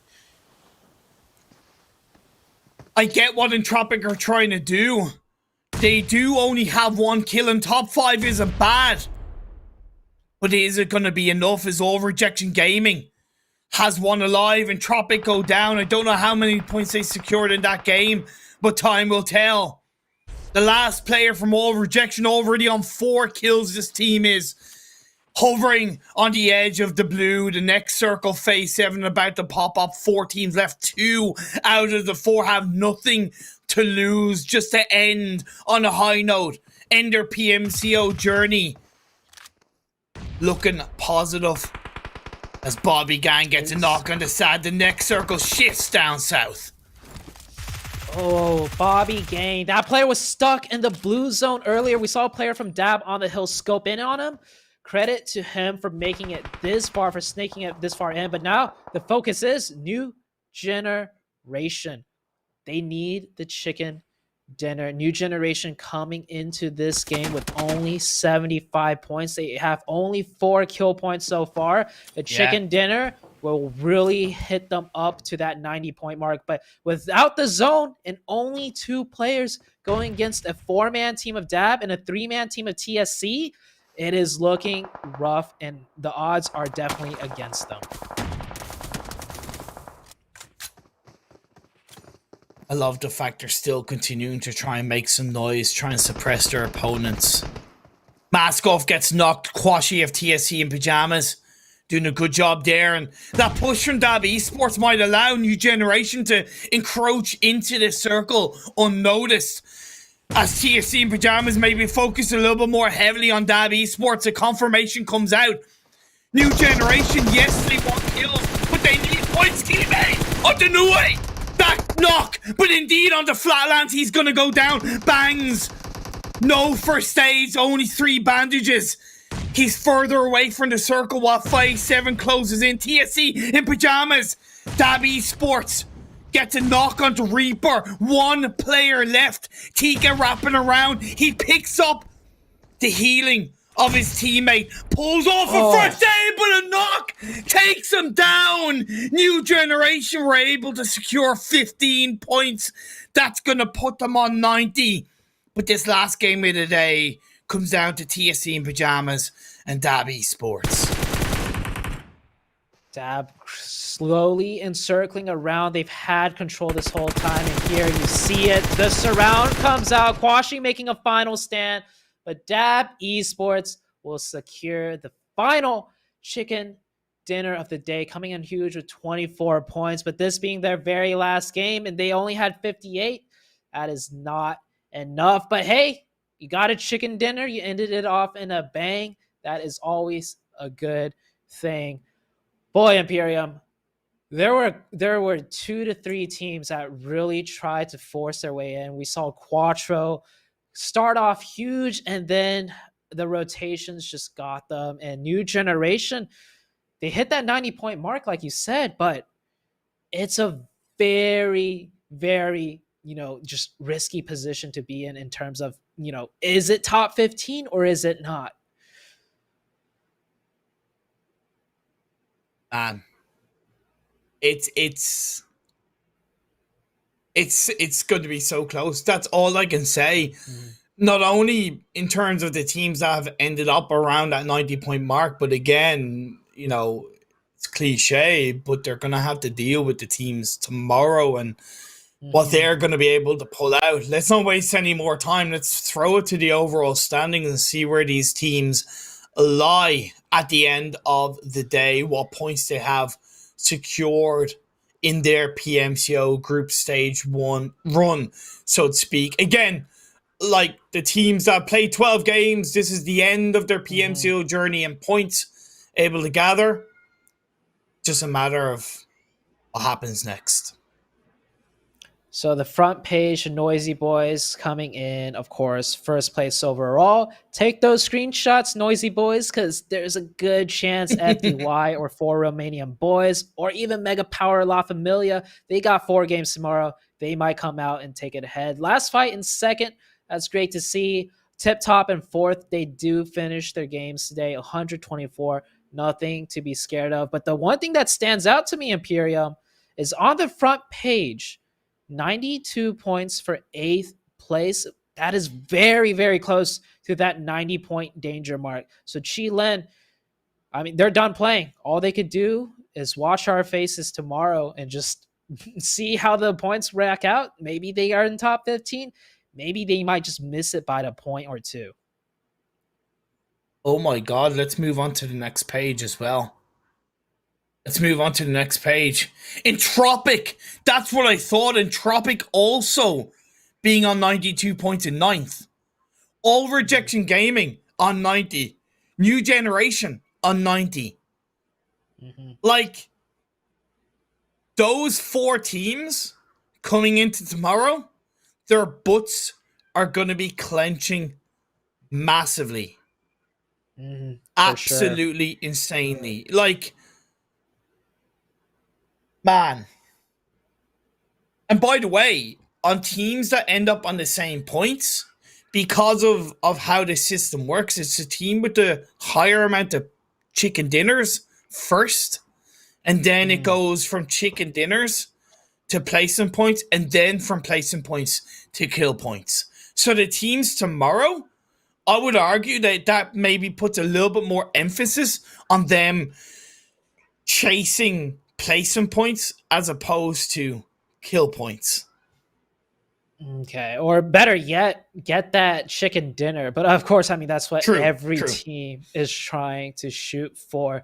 And now moving down from the teams with 90 points here, we have Dab. Wow, actually, Dab, I said they did not get enough points, but that chicken dinner actually put them at 82 points. And Quattro Fakers, a team we were focusing on the whole entirety of that last match, picking up the early kills. They also end on 82. So Dab, credit, of course, that chicken dinner did come in huge, but only if they had one more game to play, or if they just did better in that one game where they feel like they should have done better.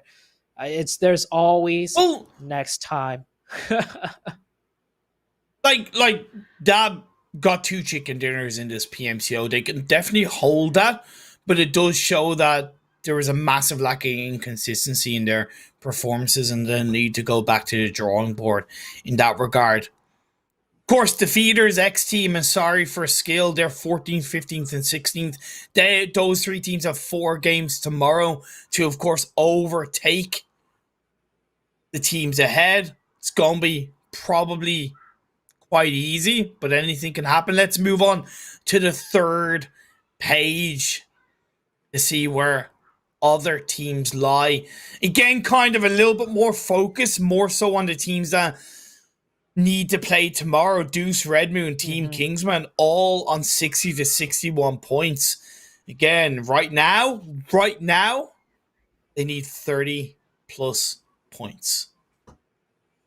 If we just theoretically add 30 points onto them, that pretty much means the 90-point mark will have quite a few teams all hovering around 15th place.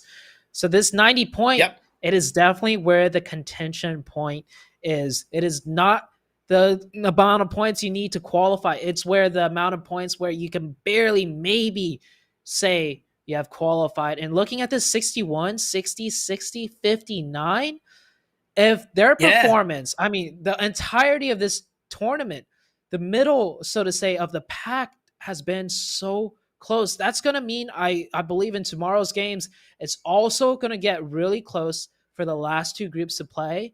And then when everything is said and done, it's going to get really close for the teams around And the 15th place in terms of points. And that's where I kind of low key can't help but think that Red Moon are technically at a little bit more of an advantage compared to the rest of the teams in the four that we mentioned, because they have a chicken dinner secured. So if they end, ahead of Entropic, ahead of a couple of other teams, or on the same points as those teams, without them getting a chicken dinner, they'll be above them. So that's something to consider coming into tomorrow. Yes. Let's move on to the final page, of course. 25th to 32nd. Thank you to all of these teams that have played 12 games. Conquer Romania, Golden Sports, Seven Seasons. I really can't thank you all enough for playing in the PMCO, for representing your country, representing yourselves, and doing everything you can. I have a lot of respect, and I wish you all the best of luck in future PUBG Mobile tournaments. Likewise, and if this is your first time competing, I just hope it was a fun experience. I hope the reason why you started playing competitive, you felt you got a taste of that again as the adrenaline was pumping, as undoubtedly there were arguments on your team. But hey, that is just one growing point for you to become a better player or even a better team. So let's take a look at the last page. New names in Daos Legion, 49 and 48. To get that 90-point mark, they need about 40 points, which is definitely doable. I wasn't able to really calculate how many points the teams got today in total, but 40 points in four games, definitely possible. By no means is Daos or new names counted out, even if they're on the last page. And MDC 38, that's kind of stretching it, but who knows? The one advantage, though, that all of these teams have coming in tomorrow is that they've seen the other groups play, so they have a clearer idea of the amount of points they need to shoot for game by game. But technically, we're looking at the two most competitive lobbies into tomorrow, right? And that means that it might be a little bit tougher for the likes of new names and Daos Legion to get the results needed. Plus, coming into tomorrow, both of those teams are only lying on an average of roughly 6 points per game. So they need to really boost their average points per game to be up there. Never mind overtaking all the other teams that are playing tomorrow. Respect, the Feeders, Team Kingsman. Like Daos and new names, they have a big time tomorrow. Yeah, one thing we didn't really notice or talk about, at least we'll elaborate more tomorrow, but yeah, tomorrow is going to be the big name lobby. We will have a lot of big teams. So technically, for all the teams needing to get those 90 points, regardless if they're at 60 or 50, it should mean it's harder for these teams in particular to get that 90 compared to the teams today who got their 90. So I am excited to see. I cannot wait for tomorrow, Imperium. A lot of questions are going to be answered, like we have said in the last couple of days. The destiny of these remaining 16 teams that are playing tomorrow is in their hands. They have the chance to push teams back to secure their spot in the finals. You are not going to want to miss it at home. Do not miss it at all. Have a lovely evening. Have a great day. Look after yourselves. And we'll see you same time, same place tomorrow.